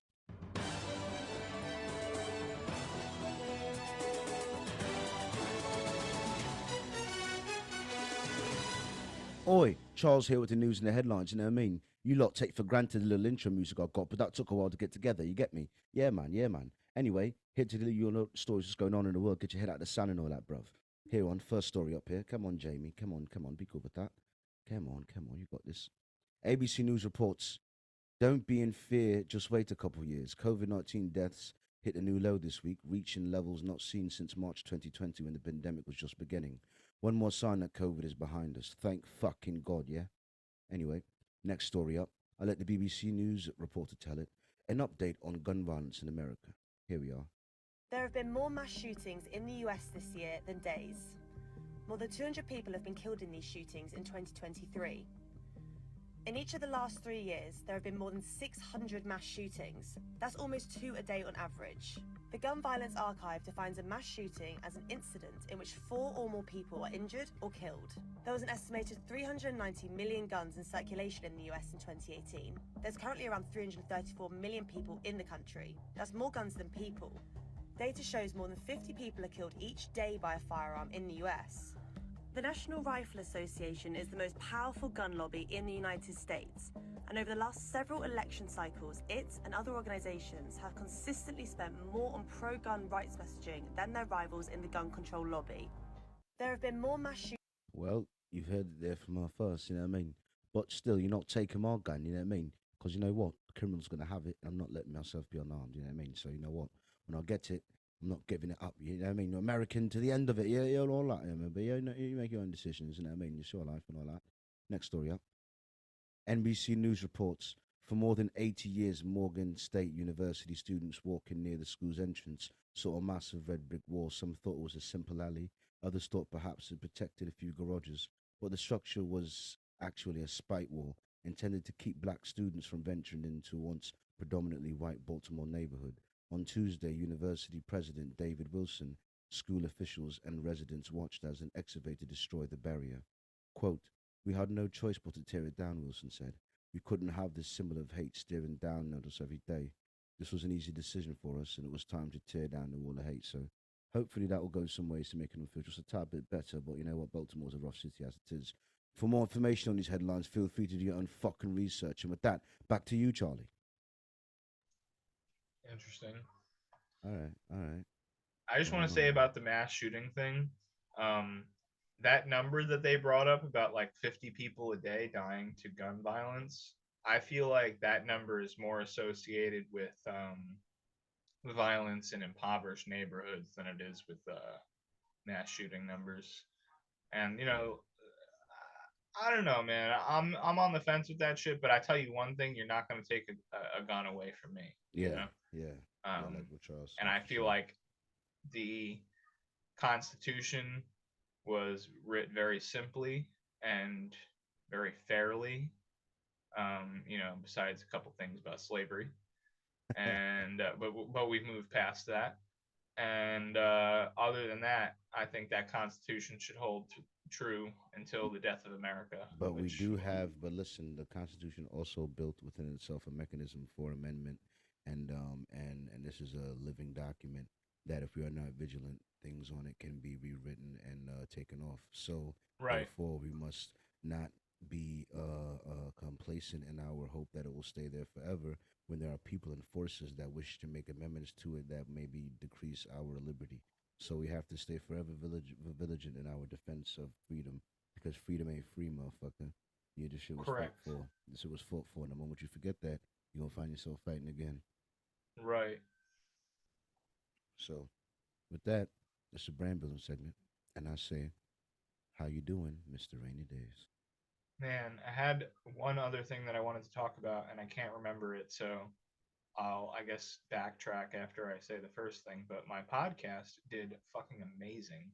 Oh, the second thing I remember, because I texted it to you. See, that's why I text you things. If you didn't understand why sometimes I'd be texting you things, it's because I know during the podcast I'm probably going to forget it. So, yeah, my podcast did very well. The last podcast that I had, I gained 2 followers. I'm at 12 followers now. Unless somebody else followed. Nope, 12. And I peaked at 17 viewers my last podcast. 17 live viewers at one time. There were 17 people tuned into my podcast. And pretty much every podcast, besides one, I think we peaked at 9 viewers, but every other one peaked in the double digits, 10, 11, 12, 13. So it's doing pretty good. There's a nice amount of exposure on the Kick platform, more so than YouTube or Twitch. I feel welcomed. Nobody's really coming in my chat talking shit. I had a bunch of people in there, emote spamming, just having fun, and talking to each other and whatnot. And I really enjoy the live aspect of the Kick platform. Me too. As I opposed can't wait to to get live. when we're doing it on here. Like, I just like it because There's a I third know I can talk to the people that are watching, Yeah. like, and even after, I don't know how far this is gonna go, because Twitch is really new right now. I mean, Kick is really new right now, so they don't have like hundreds of millions of accounts to manage. But so far, they've kept up all of my broadcasts. I think. What do they have up to there? I don't know if you can't load it past 18 days, but I the last time I looked, I still saw my first episode up, which would be kind of sad if it's gone. But honestly, it's not loading for me, but I'm sure. yeah, they've kept all my episodes up there, so it's just like it was a really simple thing. So even people could go back and watch the previous uploads. I'm looking on my phone right now, just real quick to make sure. Nope, all the way down a month ago. See, now Twitch would have deleted this one already, the one that's a month ago, because it's 32 days old. So Twitch only stores your shit for 30 days unless you're verified or whatever, or you pay them money. Should put it So on YouTube. yeah, I should, but I don't know how to do that. So maybe you can help me figure it out.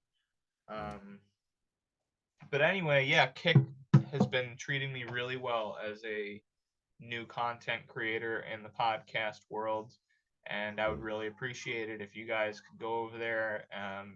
Being that you guys enjoy podcasts, come over to my podcast and check it out. I even welcome the haters.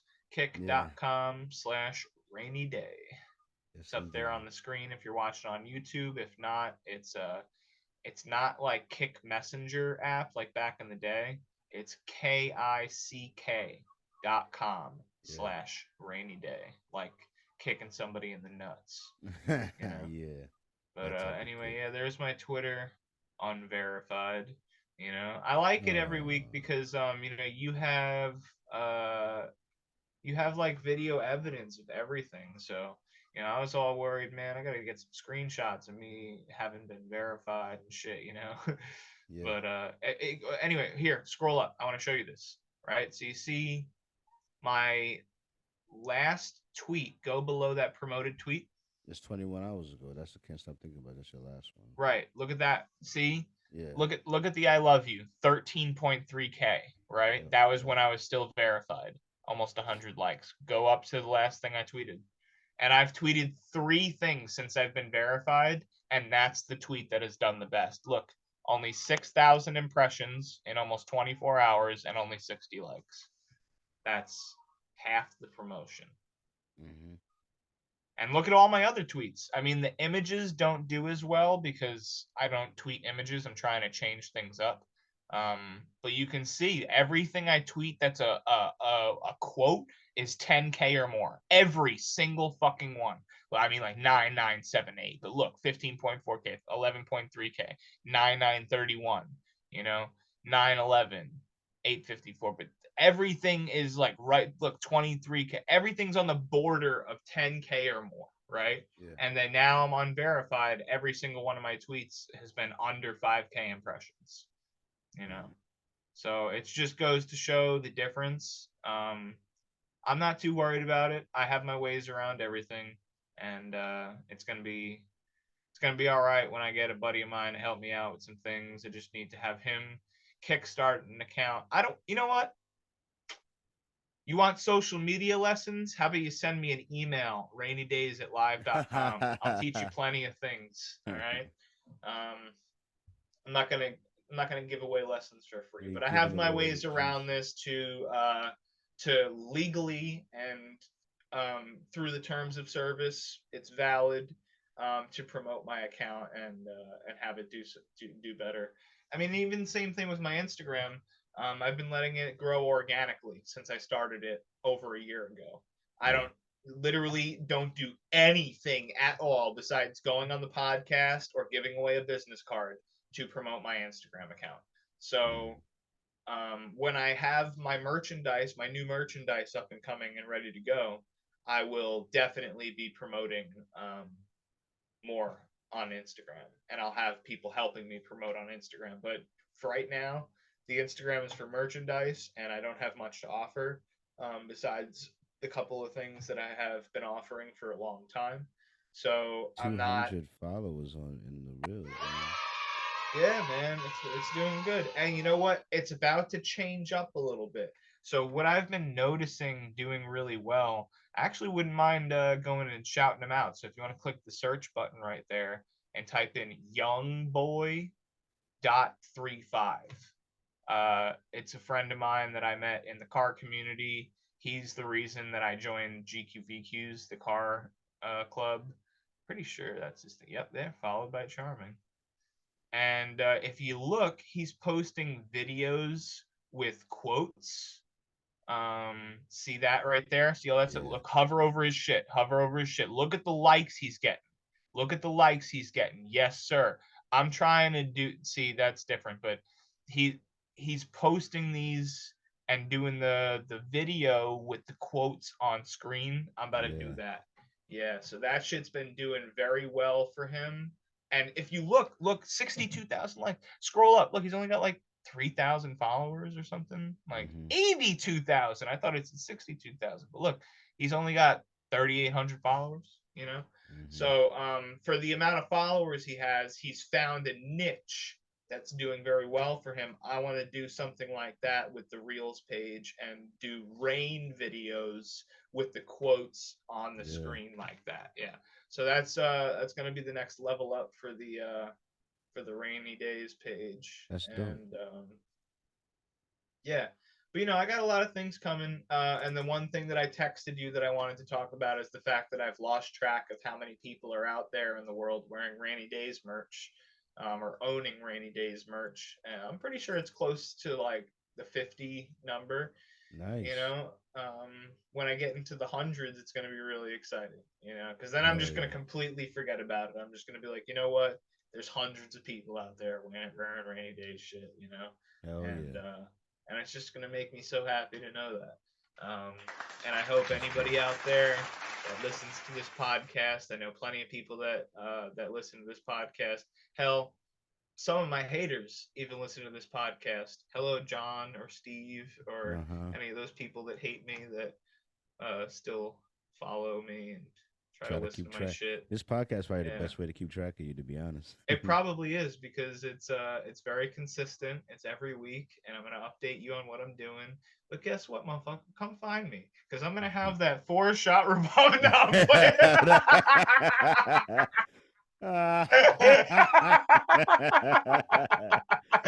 It's just it's convenient that we had already talked about that. I don't think that was that on the podcast? I don't even know if that was on the podcast. It was. But anyway, I'm playing. I really don't fucking hate anybody, you know. I'm so over that stuff. Wasted energy hating on people, you know. So hell, you know, if you enjoy watching and you don't hate me anymore, hit me up. But yeah, man. So I don't know. It's just crazy to think about, like, you know, when you create something for a long time, you know, unless you get really lucky early on, like, it only matters to you. Like, so owning a business helps you weed out a lot of bullshit because you can't have 200 friends and own a business and, like, you know, really put time and effort into the business. Now, having 200 friends and owning a business might be a benefit because one of those friends could, like, be the connection you need to kickstart that business, you know? So it goes both ways, but at the same time, the more friends you have, the more distractions you have. Exactly. And that could go both ways. That could go, you know, the guy inviting you out to the bar or the guy wasting 2 hours of your day on the phone complaining to you about bullshit, you know? Exactly. So it's just like there's so many variables when it comes to that stuff, but as a business owner, I appreciate a lot not having people that throw monkey wrenches into my shit, you know. Hell yeah. So yeah, I don't know. That's just what I wanted to talk about. That's my business. Go follow me. Rainydays.org. Everything's on there. So, you know, just go to the website. You know what? It's easy for me. That's why I'm so happy I own the website, because I can't tell you how many old people have told me, oh, I don't do social media. Cool. You have access to the internet, rainydays.org. Very simple. Go check it out. All my stuff is on there, you know? So it's just like, even for the people that don't have social media or don't understand social media, the internet has been around for 25 plus years. All you have to do is type in www. You don't even have to do the www anymore. You used to have to do that, but now you just type in rainydays.org, and it's a very popular ending. So it's not like .what? You know, and it's a very simple word. If you can't figure that out, please do me a favor and don't follow me. All right, because I don't need that. Like, you know, those are the variables that be throwing monkey wrenches in my nonsense. But yeah, so go follow my homie and all this shit. I got it in the links in the description. If it's not Rainy Days, it's Rainy Day, and if it's not that, I'm not on there. Thanks. But yeah, 100%. So what's going on with you? Tell us all about it. I was gonna say though, if you Google Charlie GTV, all my shit popping up. If you Google Charlie GTV. Yeah, you know, I did check that out a while ago. I thought that was really cool. Yeah, I mean, all of my shit pops up anyhow you Google Charlie GTV. I think if you Google Rainy Day, my Twitter used to be the second recommendation, but now I'm not verified. I'm sure they changed that. And then my website, if you Google Rainy Days, is still on the front page, which I appreciated. Lit.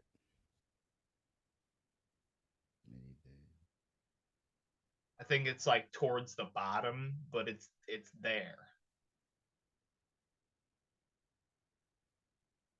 Tag on Instagram. That's you.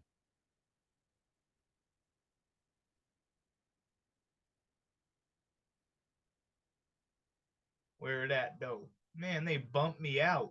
That's bullshit. No, you there. You gotta be there.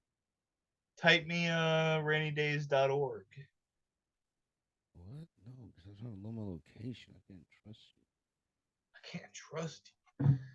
Yeah, I can't trust you. That's all right. Let him trust you, bro. It's gonna be the course next you do, up. of See, course at you least do. I'm on there. And you type in rainydays.org, but I swear I used to type rainy days, and I was like the 8th search thing. But I don't know. Rainy They Days is changed such a shit. popular thing. It's like not popular. It is a very Charlie GTV is a more direct name. There's no other Charlie GTVs, man. There's no other ones. It's just one guy, this fucking nutball, going crazy. I love how you really don't fucking use your shit, bro. The last thing you Googled, besides the 3 things you just Googled, was the last podcast. Lil Uzi R8. Like, bro didn't even wipe his fucking search history since then. He's like, nah, I don't need to. Last thing I searched was last week. I don't use this computer for nothing but work. That's why I don't do nothing on the computer Yeah, but work. I'm the same way, bro. My computer and my phone aren't. I have a separate phone for the Now bullshit. my phone now. I have a separate phone for the bullshit. I'm just letting you know. Yeah. Now my phone, I wouldn't be in Google. No, my last phone is the phone I use for all the things that I shouldn't be using the phone for. You know what I'm saying? Like, yeah, man, you know what I'm saying? So yeah, well, you know, the thing is, right, is it just keeps all the it keeps it out of sight, out of mind, you know? Having that stuff away from my main phone keeps me from being distracted as much, you know? Because if I was on my main phone and like I'm like looking at shit like that on my Instagram or even like on my internet, it's gonna suggest things to me that are like provocative and whatnot, and then it's just gonna distract me. Then the next thing you know, I'm in the shower, you know, like I'm nasty. Anyway, man, yeah, listen, man. Hey, I will say that in the last like 2 weeks, I've had like three or four women call me handsome, and I appreciate that. You know what I'm saying? Yo, I'm not gonna lie, and I know she ain't gonna see this. There's a few times I ran into this girl like 3 months ago, when I was walking Sky at like 3 a.m. And I actually ran into her and her mom, and her mom knew me for some reason. Like the town I live in is a very like communal town. Everybody knows everybody, you know. So they knew me from growing up, but I just couldn't piece it together. And so I had seen the girl again like another day, and she was like, "Oh, hey," and then I noticed that she was pretty, you know, and I had not noticed that the last time because it's more talking to her mom about like, who the fuck are you, you know? But I keep seeing that girl around now that I know who she is, and I kind of been getting the vibe that she was a little flirtatious, you know, and then I was like telling her like I keep running into her, so I ran into her like yesterday or the day before, and I was walking Sky the only time I exit the house, and you know, she's petting the dog. We talked for like fucking 10 minutes, and I told her I was like, you know, I was gonna leave a rainy days card in your mailbox, but I didn't want to be weird about it. She's like, no, you totally should, you know, and I was like, all right, you know. So I put my number down on the card, which is not on the card, and yeah, I think we got something going on there. Hey, you know? my guy. Rainy days not for long. It's little sunshine. We'll see though. Rainy days because, find him a little sunshine. Huh? Because I don't know. All right. You know, but it's new, but we see. And I also I'm going on a fucking 2-month-long road trip, and I'm gonna tell you right now, like the last girl that I was talking to, which I really liked her. Like I still like her. I still talk to her. I wish I could get back with her. But it's not like the worst thing. I'm not like in love with her. I do really like her. I think she's a very smart person, and she's really pretty, and she's got things going for herself. You know, she's got a job, she's got a car, and she's very she can take care of herself, you know, which I like that. But even this girl seems like the same way. I mean, every time I've seen her since the first time I saw her, she was out like running and stuff. So she takes care of herself. That's I like good. that. That's you good. know. which most girls I talk to, I'm not gonna lie, even the girl I just said that I like doesn't take care of her. So that's the one thing I don't like about her is that she doesn't exercise. Yeah. I like girls that exercise, Me too. and not like to lose weight or to have a bigger butt, but just to take care of yourself, to appreciate your body. Yeah. That's what I like about that's attractive to me.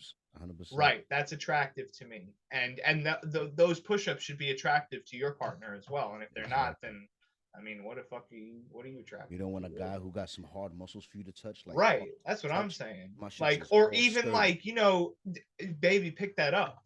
You Yeah. know, like, yeah, baby can go pick that up. I could pick anything up. What you need, like, you know what I'm saying? You already know. Anyway, so that's attractive to me, is the fact that she takes care of herself. But I don't know, we'll see. I can tell that I feel like it was just because she is attracted to me, that the way that she was talking, she was kind of like stumbling on her words and shit. And like she was all like, cause like, bro, I'm not gonna front. The last time I saw her, which was when I dropped the business card in her mailbox the next day, I was wearing a hoodie and a hat, and I didn't see her. I had my head down, like on purpose, because I hate fucking talking to people, and that's most of the time why I wear the hat, is so I can like look down, and the brim kind of makes you unable to look at me in the face and say hello, So so she saw me walking Sky, and I'm like in the sand off of the sidewalk, and she was like, hey,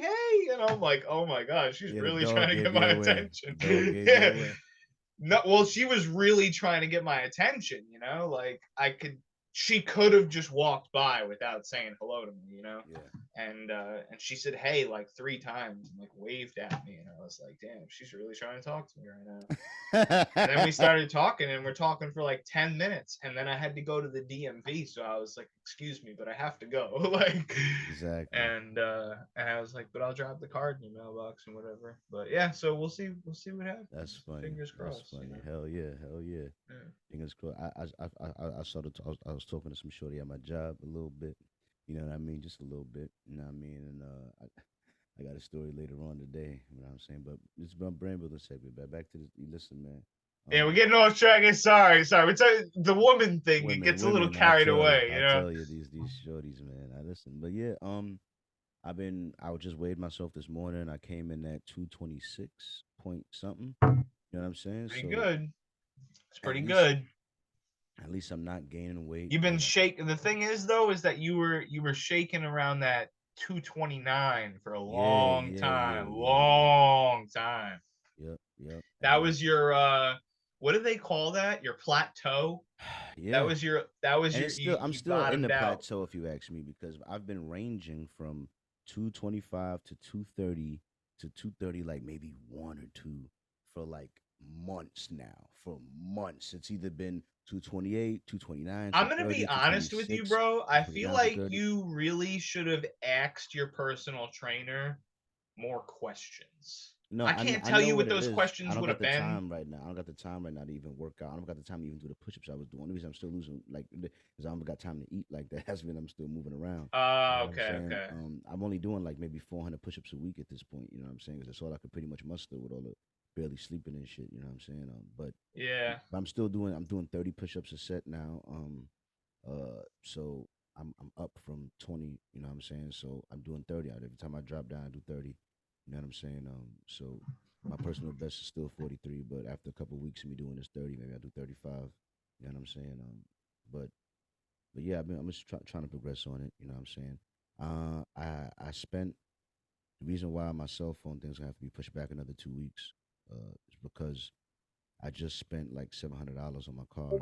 You know what I'm saying? And I still need to. Now let me tell you something. Now I do recommend it though, because I had my muffler pipe thing changed, you know what I'm saying? I got a tune-up, you know what I'm saying? And my car drives so much better now. It's so much more fun. Yo, let's stop talking about driving so much better. It is so much healthier for that car. Yeah. It is going to live much longer having been maintained than not.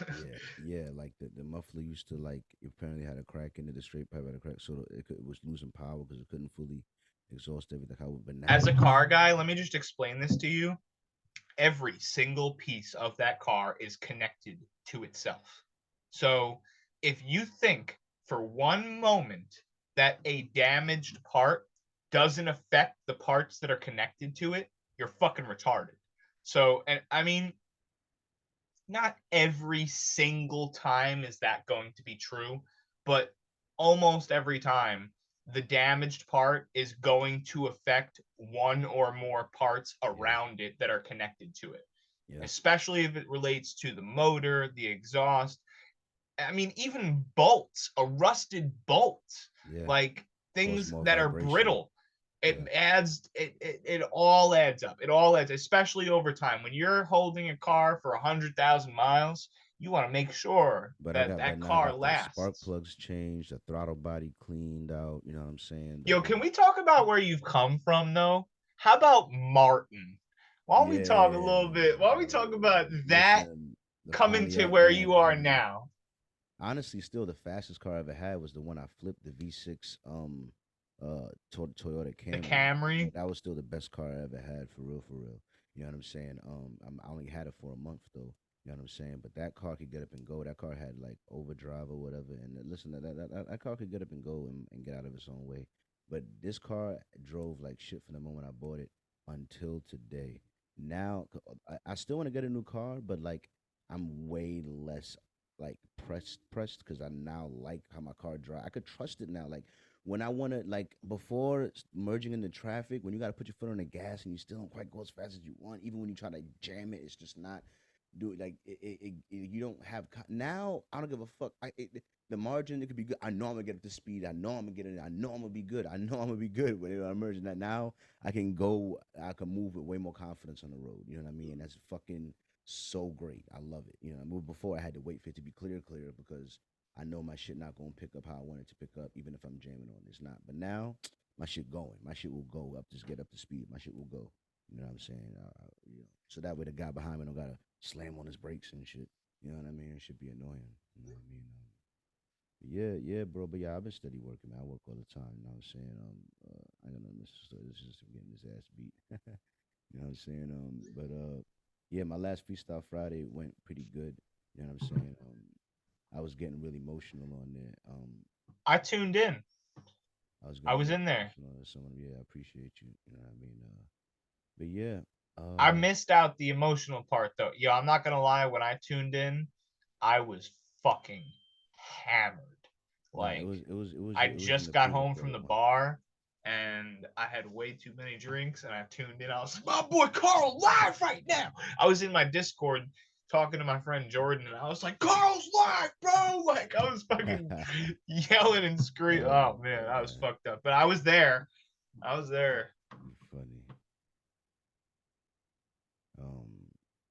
But yeah, I was doing my thing on there, man. I was doing my thing on there, man. It's like I said, it's a shame that it won't let me but you know what? I could do it on my phone. You know what I'm saying? Just mute that. Go on my phone. Yeah. Yeah, because I want to play this part here from last Freestyle Friday. Before we exit the brand building segment and do the Freestyle Friday, I'd like to say one more thing. I've been trying real hard to get the copyright rights to image that this woman created. And she's from France. She's an artist from France. She posted something 9 hours ago. I've been contacting her pretty regularly, trying to get her to let me buy the rights to this image that she created 15 years ago that she makes no money off of, that she doesn't promote anywhere on her page or anything like that. And I just, the people that are spam people, they've ruined it for people like us that are just trying to contact somebody to buy something off of them. Yeah. I say, hi, my name is this. I'm just trying to buy this off of you. And it looks like spam, you know? And I'm trying to figure out, how do I word this to this person to get them to understand? I'm like writing in French, I'm writing in English, I'm commenting on their images, I'm DMing them on Instagram, I'm emailing them, I'm calling them, I'm texting them, like, but to them, it probably just looks like spam. even though I'm offering you $500 for an image you created a decade and a half ago, and you don't even make a dime off of it, you know? And here I am willing to promote you and your art and give you money, and you won't even listen. Like, you know, it's just it That's infuriating. fucking spam people have ruined it for us business owners or anybody that is just genuinely trying to contact somebody and give them money for their work. Goddamn Indians. It's just god damn. But anyway, go ahead, play your stuff. I just wanted to get that in before we ended the brand building segment. I feel you. I'm trying to find, I do my best not to trying to find this part. Happy that I'm Charlie. No. G, I came through another biggest freestyle Friday. Girls on me, drinks on me, nigga. Time to go turn up. You know I got a little bottle, got some spliff like what's up. It be like baby looks. Oh no, that's that. Oh yeah, that's not the part. And I'm a vibe. And I'm a vibe, nigga. She made this T-shirt that says "I heart."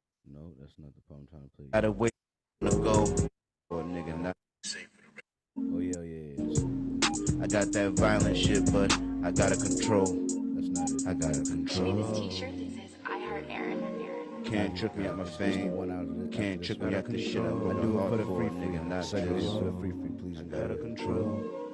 I gotta talk my shit. Let me just say for the record, alright? I live in reality. I got no problem with reality. Look. I drive a little Honda Civic, right? I live in my mom's house. I pay rent, working 2 jobs, saving to buy a crib, right? You know, I don't got no Jordans and all that. You know, it's all good. You know what I mean? I can acknowledge reality. I'm a little chubby. Some pimples be popping up, know what I mean? It is what it is. At the bottom too, like I be flossing with fucking shoelaces and shit. You know what I mean? Shit crazy. But I can acknowledge reality because I don't feel powerless to change it. You know what I mean? Like, some people don't want to acknowledge reality because they low-key don't feel like they can change it. Got the energy to try to change it. I mean, that's why they spend most of their time escaping reality. I got no problem with acknowledging reality. Just because it is how it is now, that don't mean how it's going to be. I'm working for the free.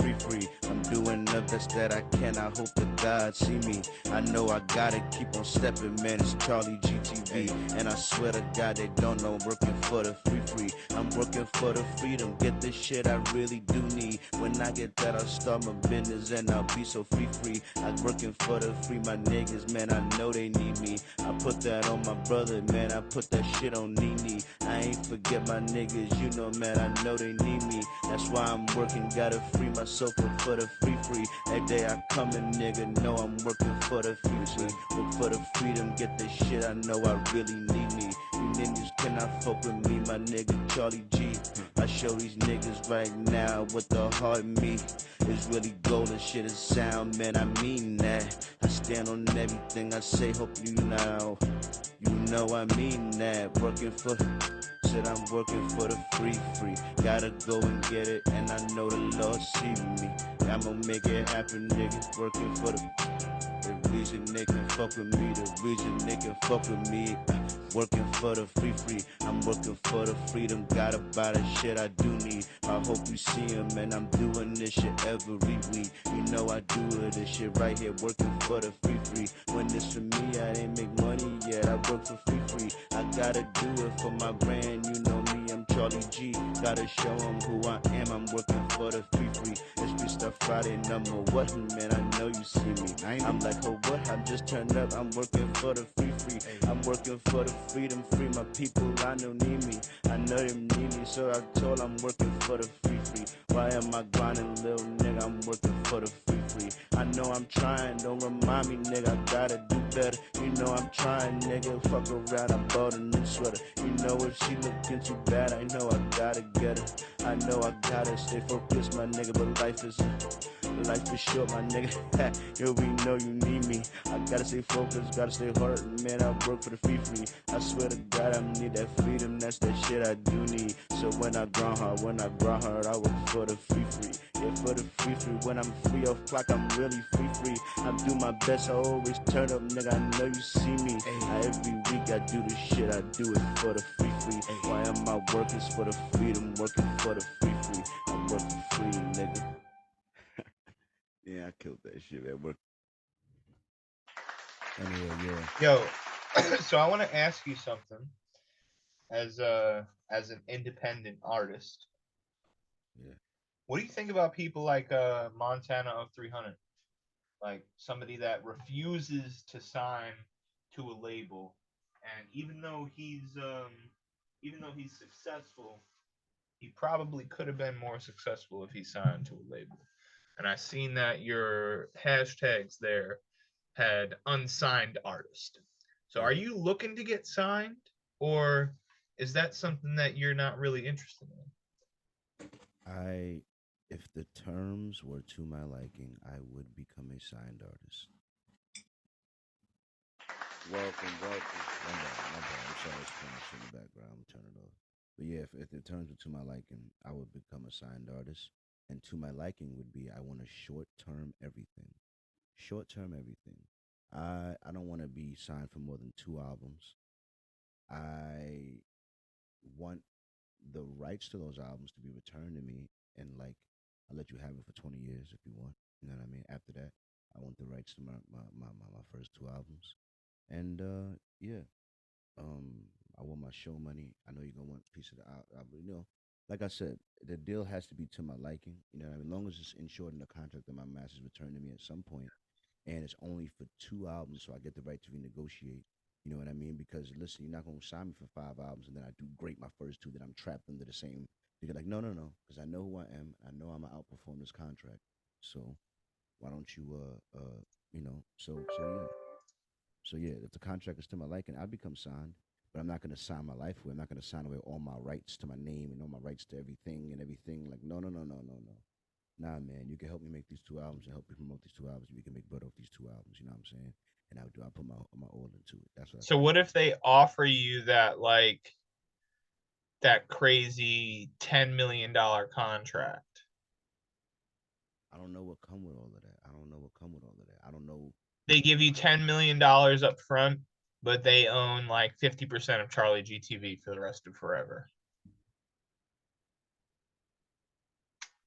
Like immediately, you get access to $10 million cash after taxes, everything. $10 million straight cash. $10 mil.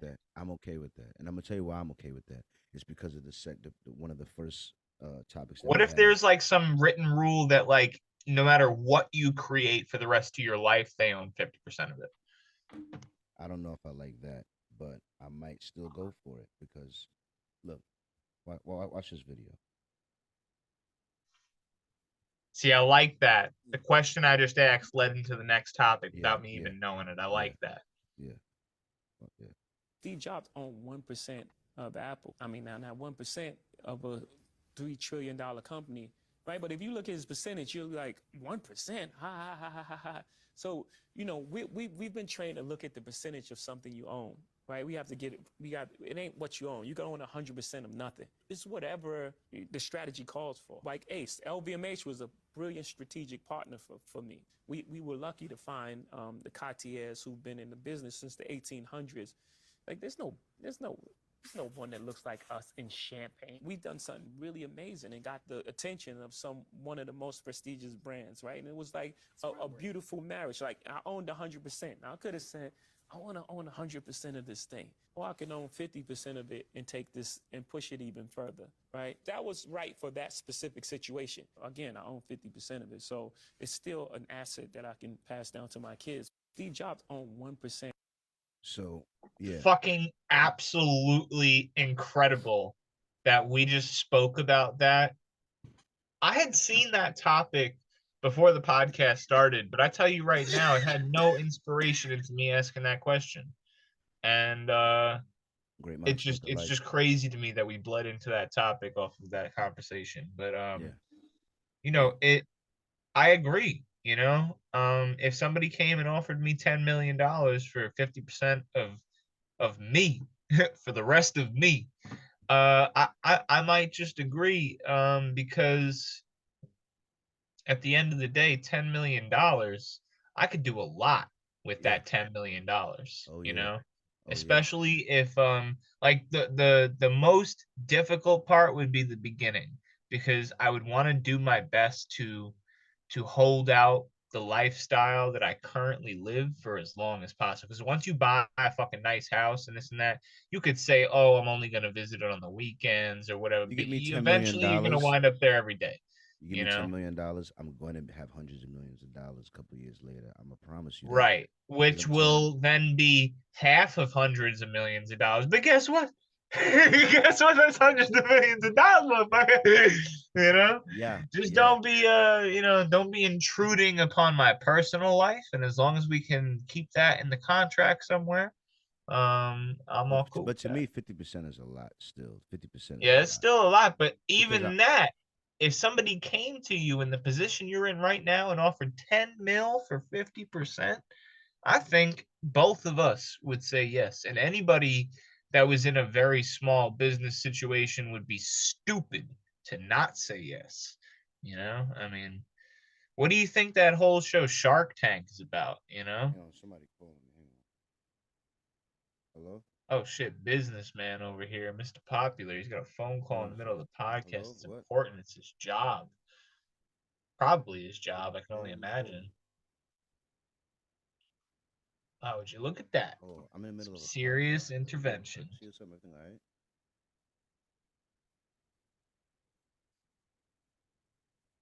Goddamn. I'm very busy today. I don't know. I could try maybe show up. I'm answering a whole business conversation right now. Anyway, back to the conversation a little bit. I want to talk about the subject. Yeah, 50% is a lot, but at the same time, I feel like it's But look, all right. Here's what I would do. $10 million is also. Here's what I would do. Here's what I would do. But anyway, hold on. Let Carl take away. He was just off the mic. I appreciate you, Kyle. You're the best co-host in the fucking city, the best country, in the fucking all around the place. I fucking love you. But listen, 49% just for controlling. You're not gonna control nothing here. So at least you're gonna give 49% because I'm controlling myself here.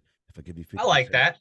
I like that. I can can fuck with that. I can fuck with that. If I give you 50%, then I got to talk to you about something. If you get 49%, I'm gonna talk to you about nothing. You know, So, I'm not gonna lie. I think it's like against the rules somewhere to give away a certain percentage of your company.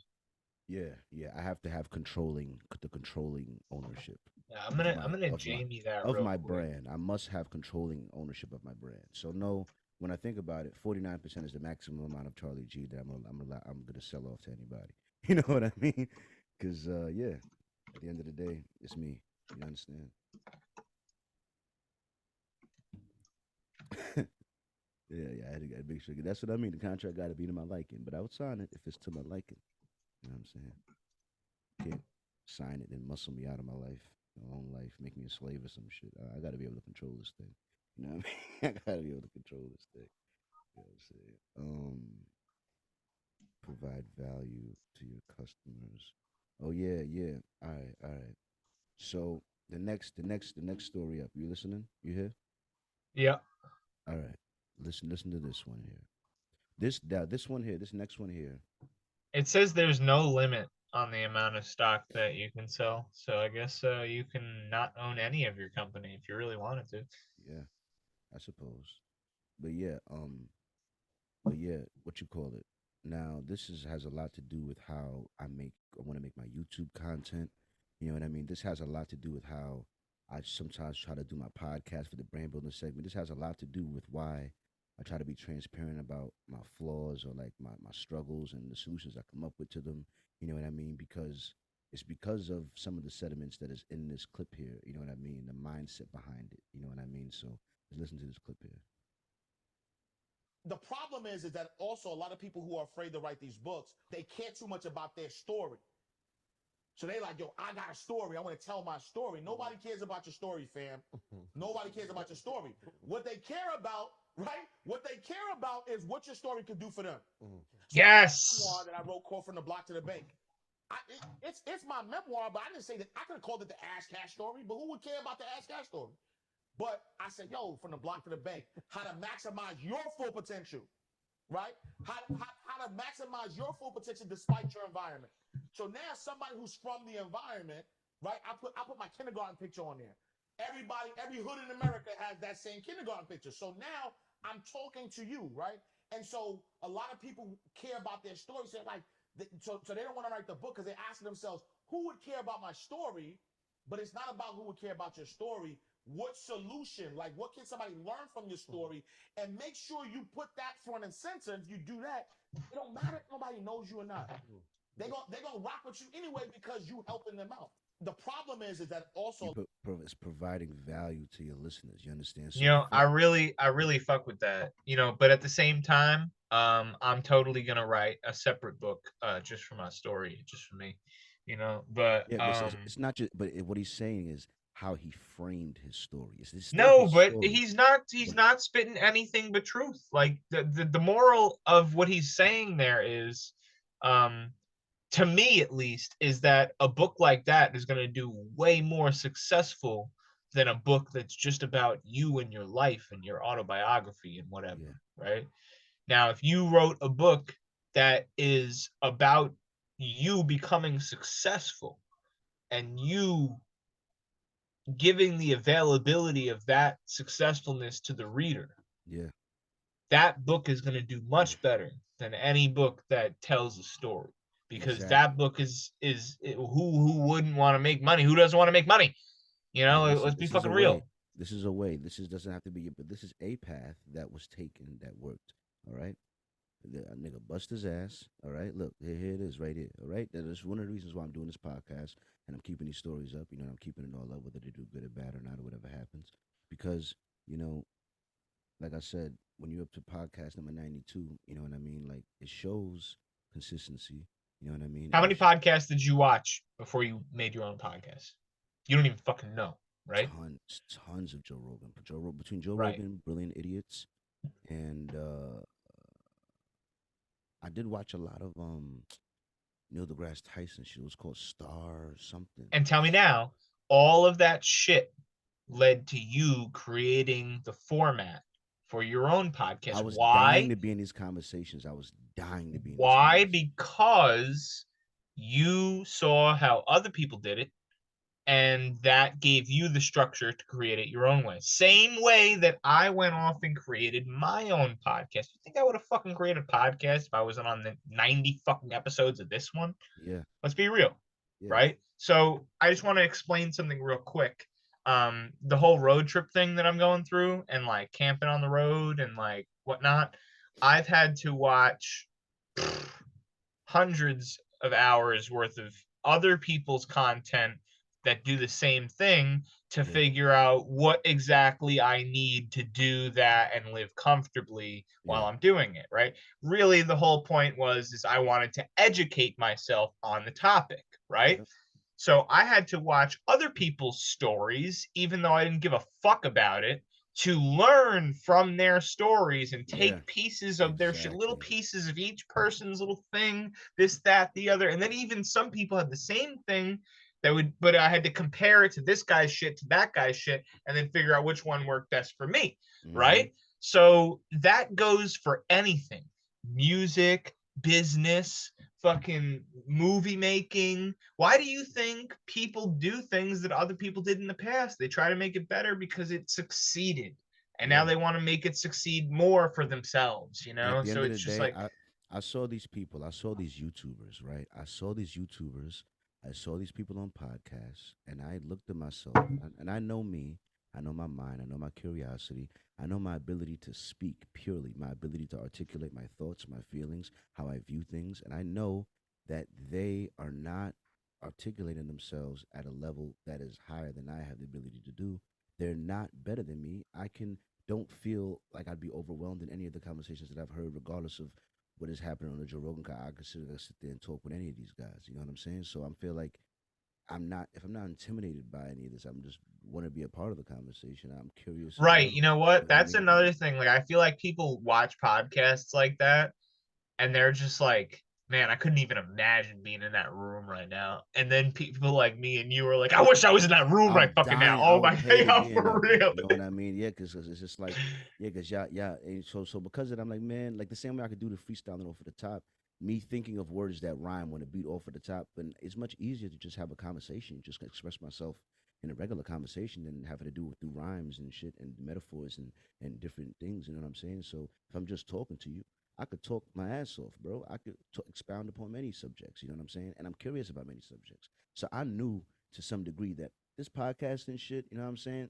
I'm type built for it to a degree. You know what I'm saying? I know I could do this shit. I could crush this shit. That's why I'm only trying to get to bigger discussions. So I'm trying to host a space and start to get more guests and host bigger discussions on bigger topics and really create a voice in Detroit. You know what I mean?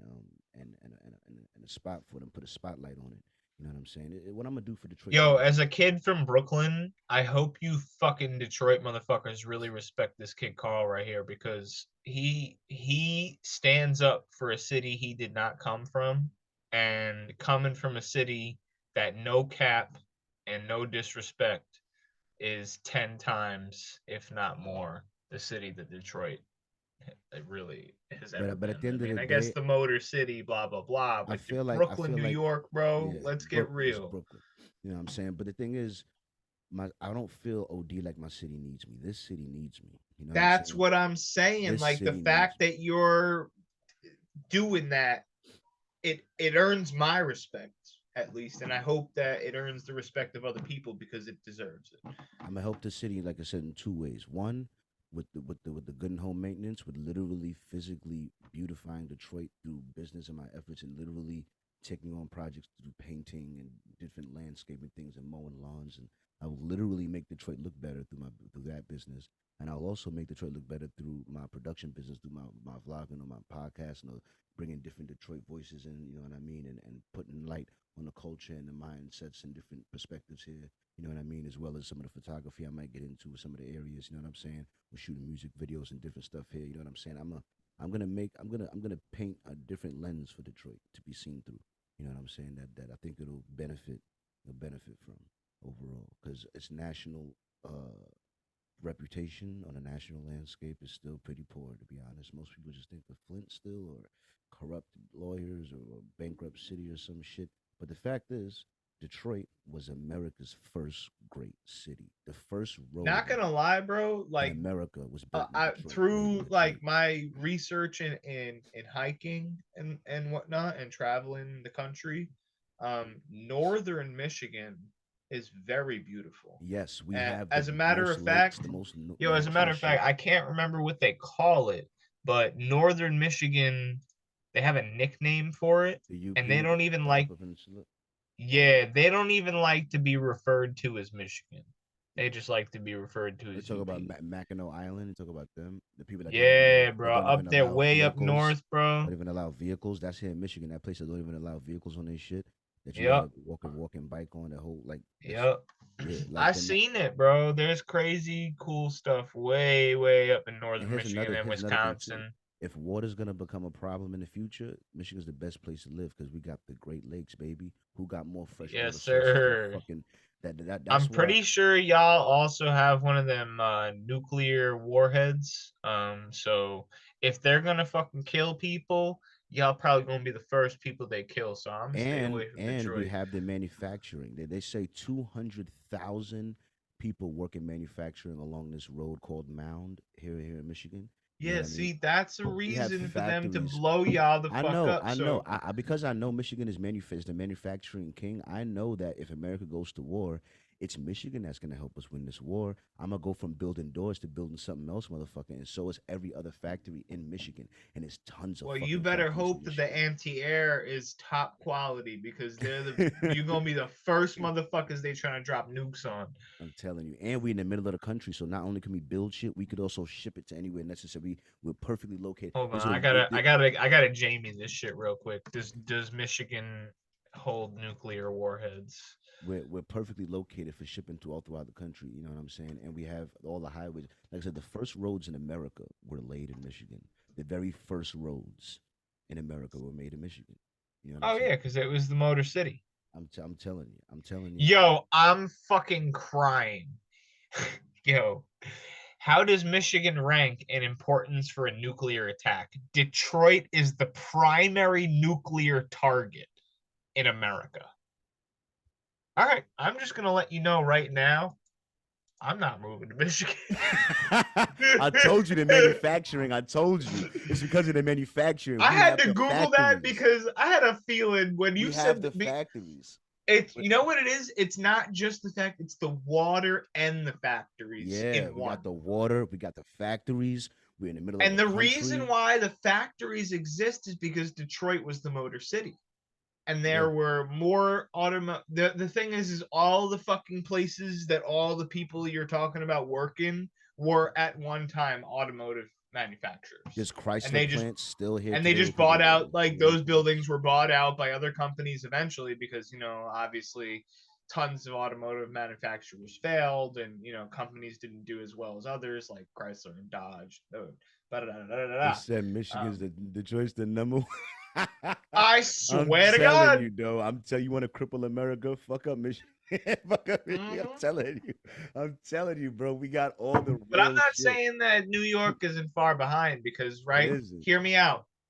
If they, and look, I'm just going to say this right now before anybody listens is like, don't be giving out ideas. You think that people that fucking sit in a room all day and smoke cigarettes and thinking about how to fuck countries up don't think about this shit? Shut the fuck up. So if they fucking nuked LA, New York, Michigan, Texas, and Florida, we'd be out of commission. Like, Honestly, because if you those just are nuked all of the top three. those if you are just all of nuked our New York, supplies. Cali, and Detroit, it'd probably be a wrap. To be honest with you, if you just Well, hit those at three, the 'cause same those time, were like the always whole top Gulf of three. Mexico, we get a lot through the Gulf of Mexico because it's a big shipping lane from the Panama Canal. It is. So, and even Florida, but Florida's more of a Orlando airport is very heavily trafficked because it's easier to fly there sometimes instead of New York from Europe. So a lot of people fly. There's a lot of traffic to Orlando airport. It's actually really cheap But to fly to honestly, Orlando New airport. York, Detroit, you would hit first. I'll be honest, because of the manufacturing, like you don't. But wanna at the see same these time, roads. me saying that makes me think that there's a lot of air cargo coming in to Orlando, you know, because of how busy the airport is. Detroit's also right next to Canada. Like I could be out of this country in less than an hour. That's I could also hop in- true. I could hop in my Civic and be out of this country in less than an hour. That's Less also than like true. 40 minutes. I Yeah. could be out this country. You know what I mean? Yo, I remember seeing a video of somebody talking about how scary the sign is that says, like, you know, you can't turn back after this point. When you go, like, you take the exit for Canada. Yep. It's very fucking serious. There's all Yes. these fucking, like, red signs Yep, or some yep, shit. It's like, yep. hey, yo, let Canada. you know, like. Canada. Canada, you about to go to Canada, nigga. It's done. Yep. America's over after this road, nigga. You going But I also saw somebody comment on it and said that they were really fucking high one time and they went that way. And the guy said, like, you know, there were people in the video that were saying, like, you know, you go this way, you can't fucking turn back. You're going to Canada. And the guy said he was so high one night and he fucking took the exit and immediately realized he fucked up, but there were people behind him, so he couldn't go back, you know?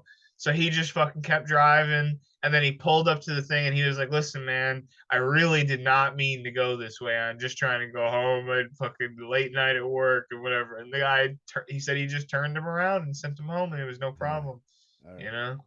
But yeah, I thought that was fucking hilarious because he's fucking always like high as shit. He's like, man, listen, man, I'm just trying to go home. Listen, man." I live close enough to Canada where I could fuck around and make that mistake. Right, I can make like- that mistake for sure. You know what I'm saying? There's a dude at my job that lives in Canada and commutes to work every day. He lives in Canada Yeah. and commutes to work every day. Like there's Yeah. several people that do that. You know what I mean? Here, you know what I mean? Like, Yep. so it's crazy. You know what I'm saying? It's that close to Canada. You know what I mean? So it's just this location. My is a dad said motherfucker. when he like he did work in upstate and stuff, he worked with these guys, and every weekend they would go to Canada and they would gamble up there. He said it So- used so- to be so- better gambling up there. And I'm not a felon either, so I could go to Canada if I want to. So look. So here's the thing, right? They I'm- said so I- 5 of them would hop in a Cadillac, go up to the casino, spend the weekend at the casino, spend a I'm bunch like of a, money, so I'm get like an drunk hour as drive. fuck. I'm like an hour drive from Canada. I could get all up in Canada in like an hour or two. I could get drive all up in there, right? Exactly what these guys was doing. I'm 3 or 4 hours from Chicago if I want to go over there, right? I'm just a 2-hour flight from New York. I could be in New York in 2 hours. You know what I mean? You are very centralized. You know what I'm saying? I get to Atlanta in about the same time, if not less. You know what I'm saying? So it's a central location. It's a lot of so it's not a bad place for headquarters. It's good for natural resource. There's a reason I'm buying a house here. There's a reason why I'm buying. It's not that bad when you really. Well, the economy in Detroit is not that good, and neither is it in Chicago. If you get a manufacturing job and you end up making $22 an hour in Detroit, you not starving. I swear to you, you're not starving in Detroit making $22 an hour. I know niggas in New York making $25 an hour, gotta get a second job and shit, hustling. You know what I mean, I could probably buy a house in Detroit right now with my credit and my savings. I mean, how much money do you think you realistically need for a down payment on a decent house in Detroit? I'm not talking like a fucking mansion. With your standards, you could get a good $80,000 house in Detroit, $70,000 house, and if they want, you know what? Listen, 10% of fucking 70,000 is $7 grand. You know what I'm saying? I have that. You know what I'm saying? So allegedly.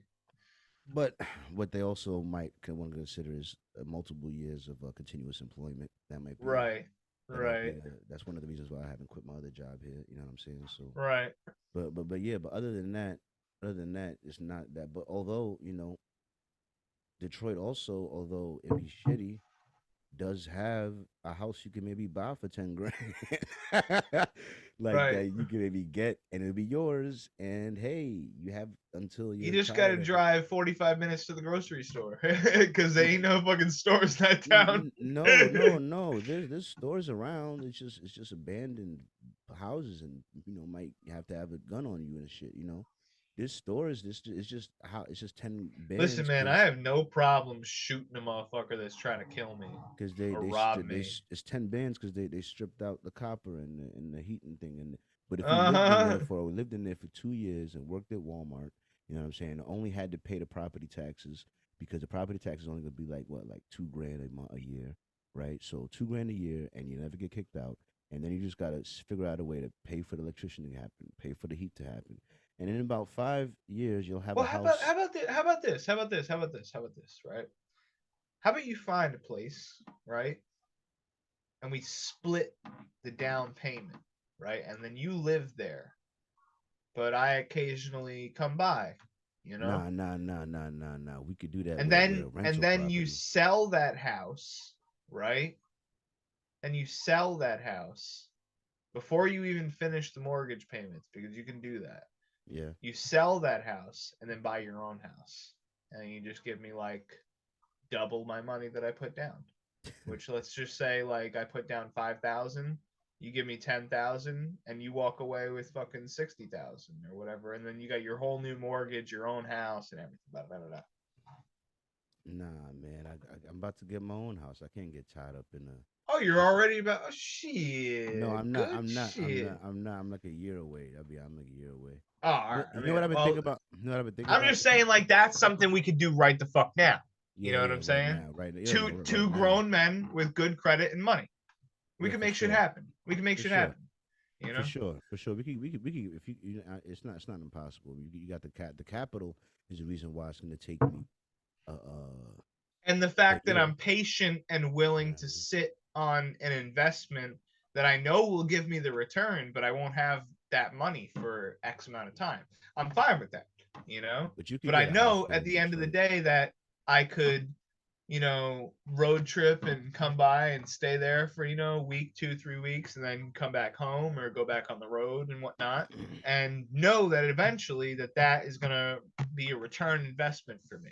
And then boom, you instantly get access to your ability to have your own house, Yeah, but the thing is, the house that I want is very expensive. You know what I mean? The house that I want is very expensive. But we're already talking about selling the house. So why would you buy this ridiculously expensive house when you could just buy a house to live in and then sell it later? Oh, Detroit ain't shit, man, I tell you. But is that guy selling a 4-bedroom house for $2,500? Hold on, can we go up there? What's going on there? What is that? It's abandoned though and weird looking, but yeah, it's 4,000 something square feet. So he's selling the property for $2,500 because that's not a house. Shut up with the 4,000 square feet. That needs to come down.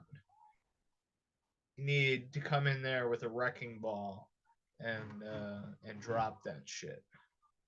Yeah, so there you go. You can You know what we really need is my dad to come look at some of these places, because my dad has built more houses than anybody we know, and he knows everything about structural design and how stable a house can be and how much money is worth putting into it. That's why he was able to buy my sister a house for like 50 grand, Yeah. And my sister lives in a cul-de-sac in a fucking beautiful $1 million neighborhood next to a fucking church and a school, and fucking her job's right there. Everything is very locally, centrally located, and it's a beautiful neighborhood. But they bought one of the last houses in the cul-de-sac that was run down, that had just enough stability to rebuild the structure on it, and that's what my dad does, so he can find the right spot. You know what I'm saying? It's just all about. But you see, right? Like, let's just say you got $7,500. I got $7,500. That gives us access to a $150 house. I mean, $150,000 house. Yeah. That's 10% right there. Yeah. And then That's as the long house I want.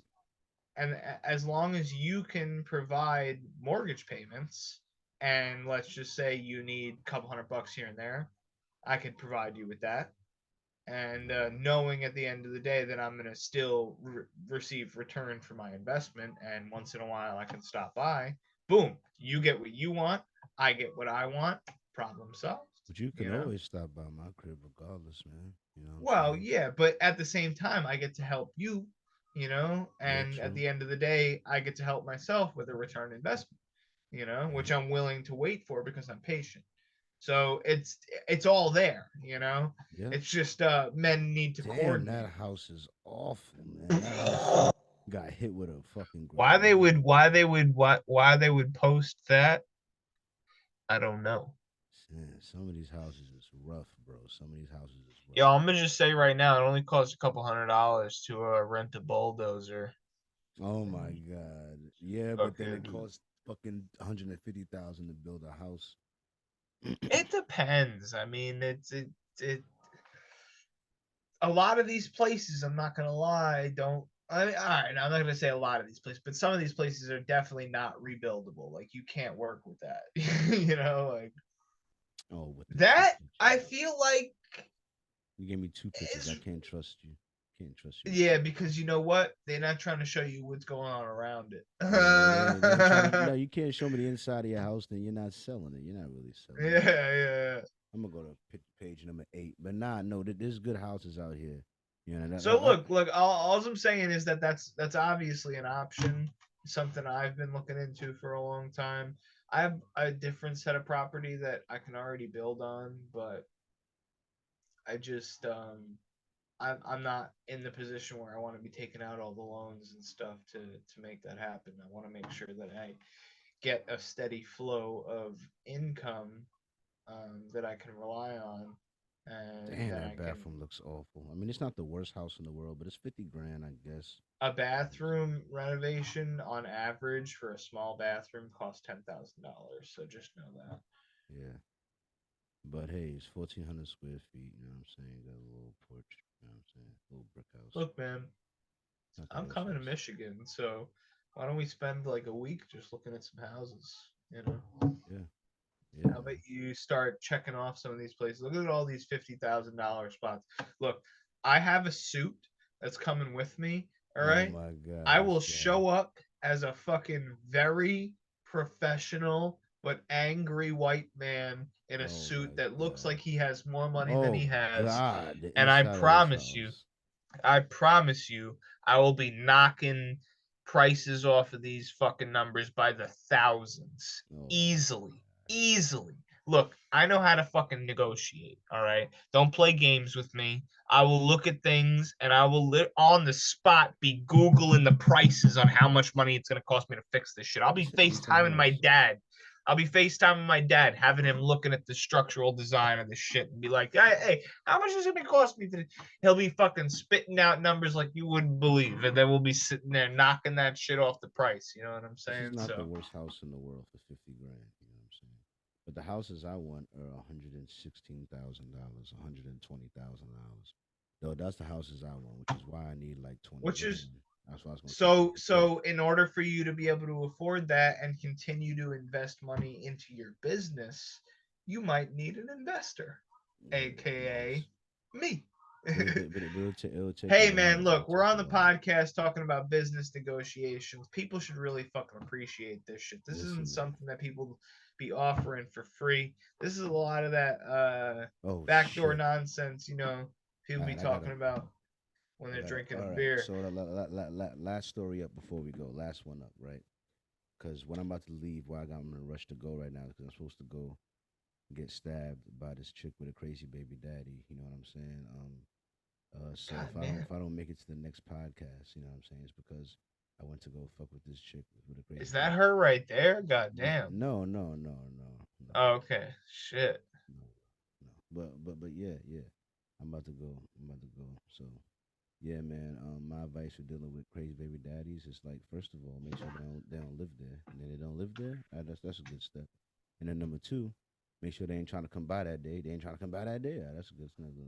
That's good. Look, man, I'm Number gonna tell three. you from experience. Number three, a just girl, don't do it. The third step is just not yeah, a to do it. girl like that, bro.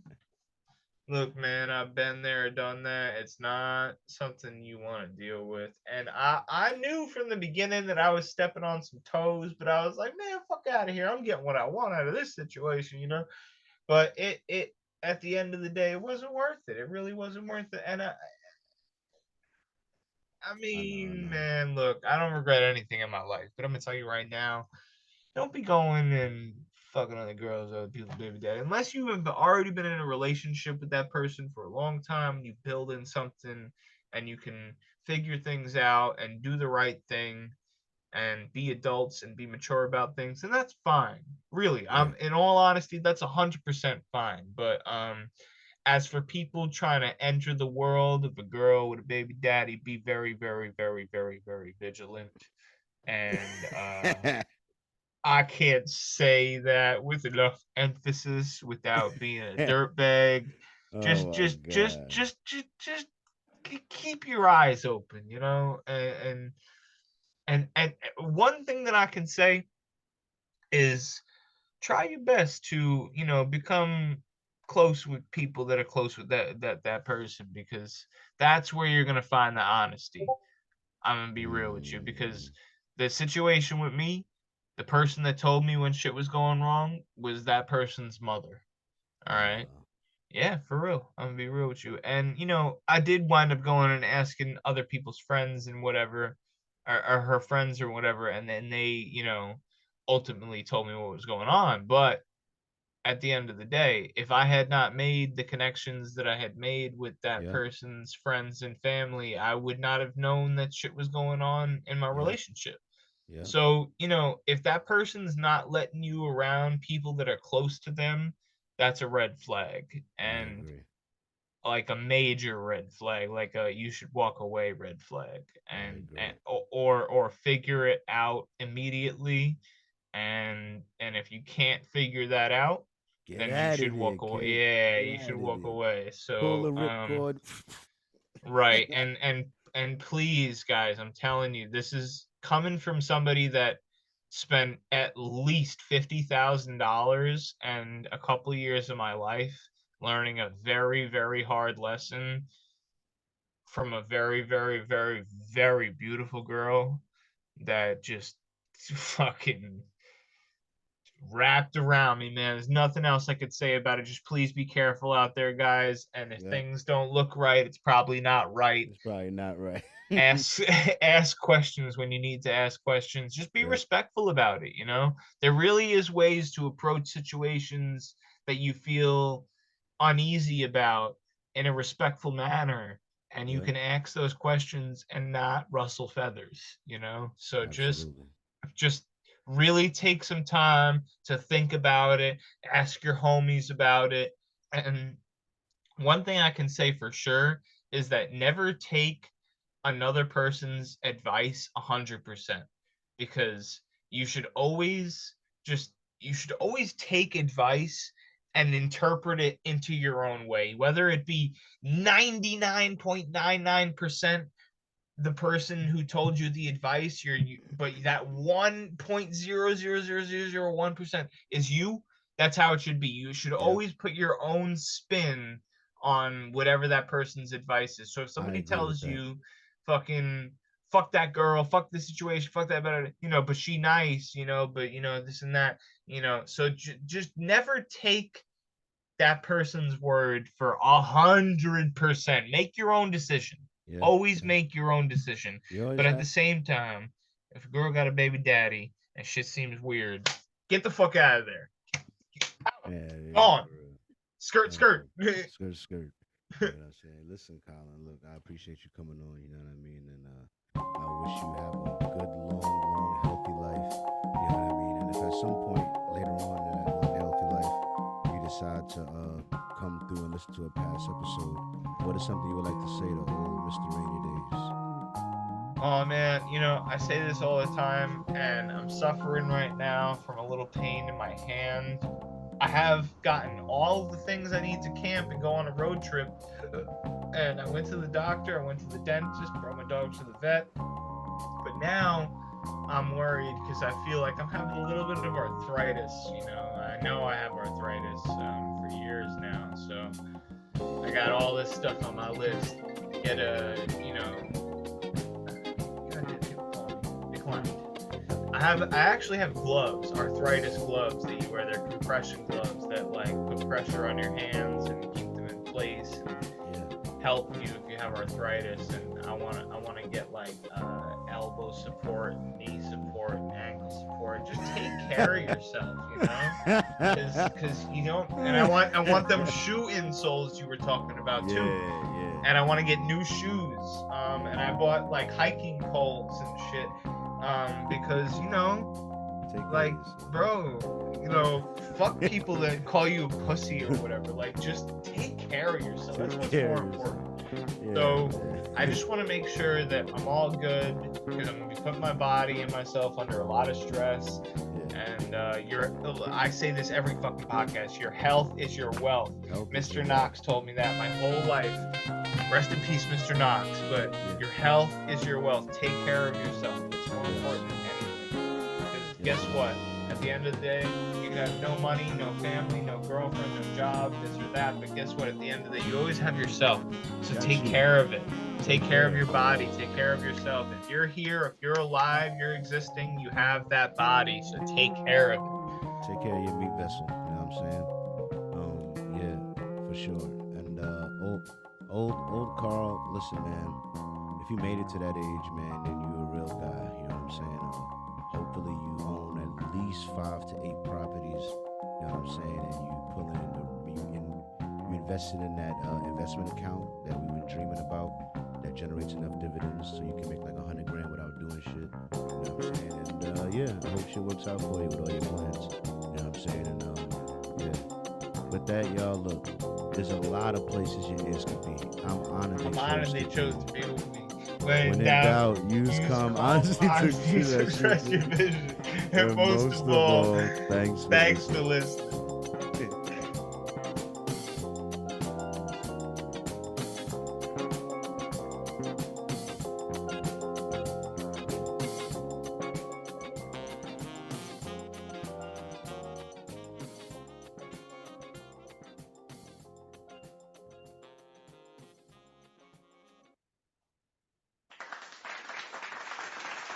All right, another one in the books. Time to go get stabbed, all right? Hoping for the best. Yo, tell me what's going on. What's going on?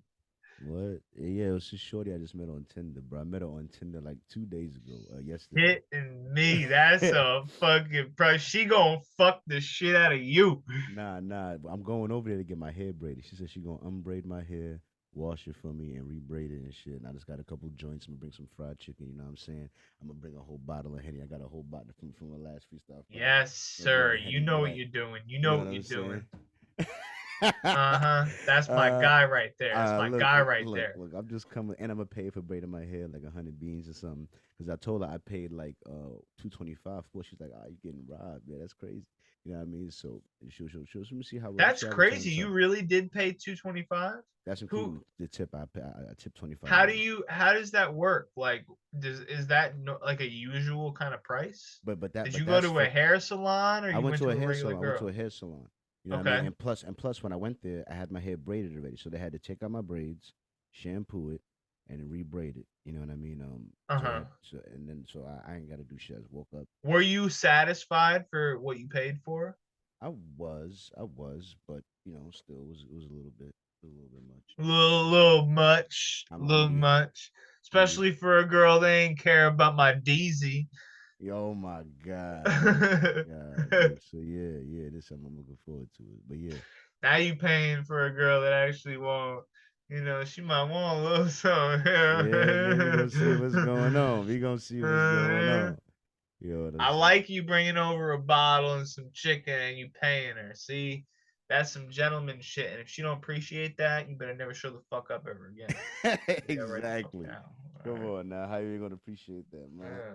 You know what I'm saying? Literally, what I have left on my list of things to do before my journey. I'm a little pissed off. I'm not gonna lie, Carl. I didn't want to talk about this on the podcast. I don't care to talk about negative. You know what I've realized is stop talking about negative shit. Yeah. I've stopped talking about negative stuff as much on the podcast. You don't want to complain. You don't want to hear people complain. Yeah.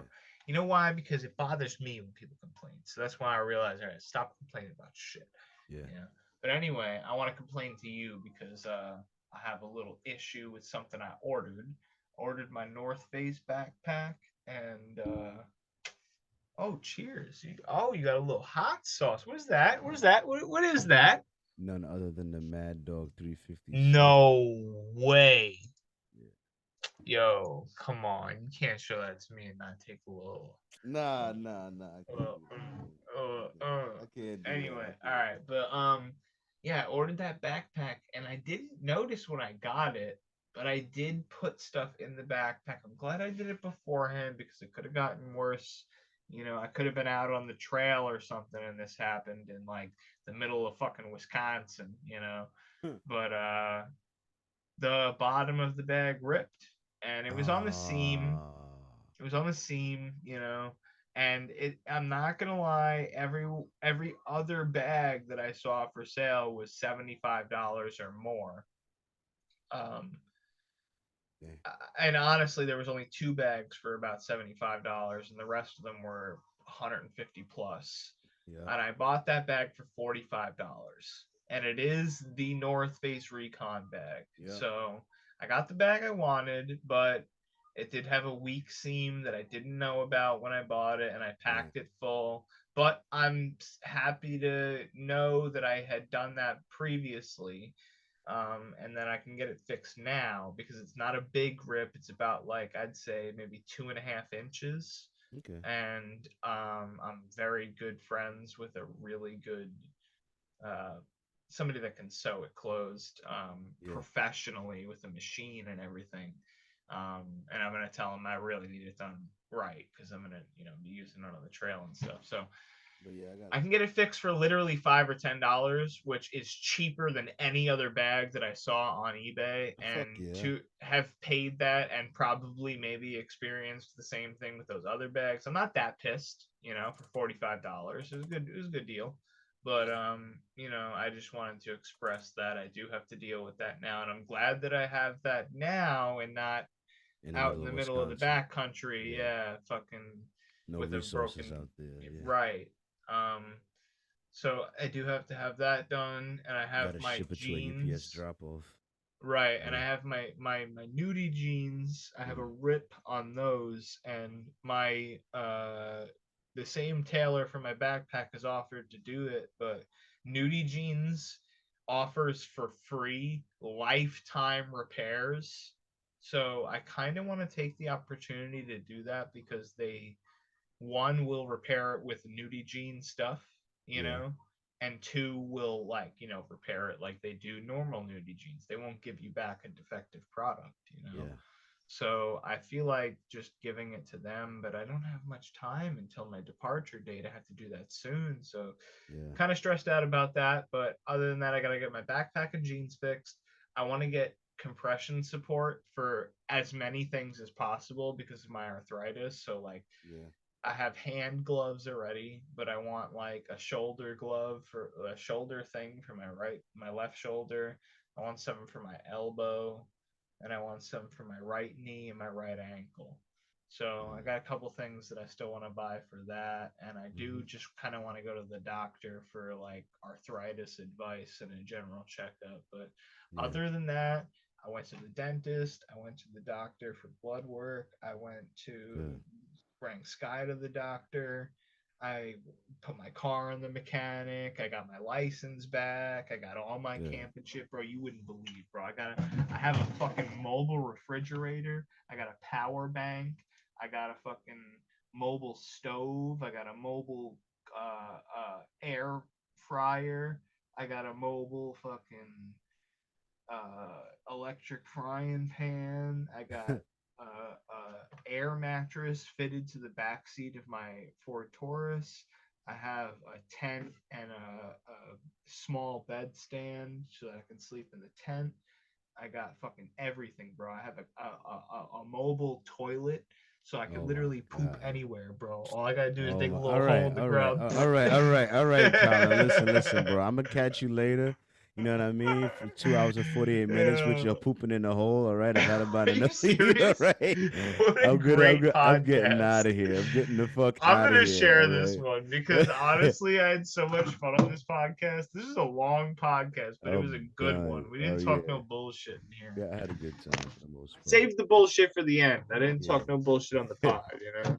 Yeah. I appreciate. But there's a lot of places yours could be. I'm honored they chose to be with me. I'll talk to you later. Yeah. Stealing my outro. Nah, I steal it every fucking time I do my podcast. Good. I'm glad you listen to me. Hold on, before we fucking leave, you need to get me a fucking real, full recorded intro for Rainy Days podcast. Right. Look, I don't need it next week. All right, I don't need it the week after, but I need you to find some time to actually write it and actually record it and choose a good beat or choose a beat from the guy's archive that I sent to you because he allowed you to use it without any copyright problems. So please just write me something up, spit some game. It could be a week from now, 2 weeks from now, a month from now. Please just find some time and figure it out. All right, I'll work on it. Thank you, bro. I love you. Good luck on your little date there. I hope everything goes well for you. Thanks, man. Catch you later, man. All right, peace. Peace.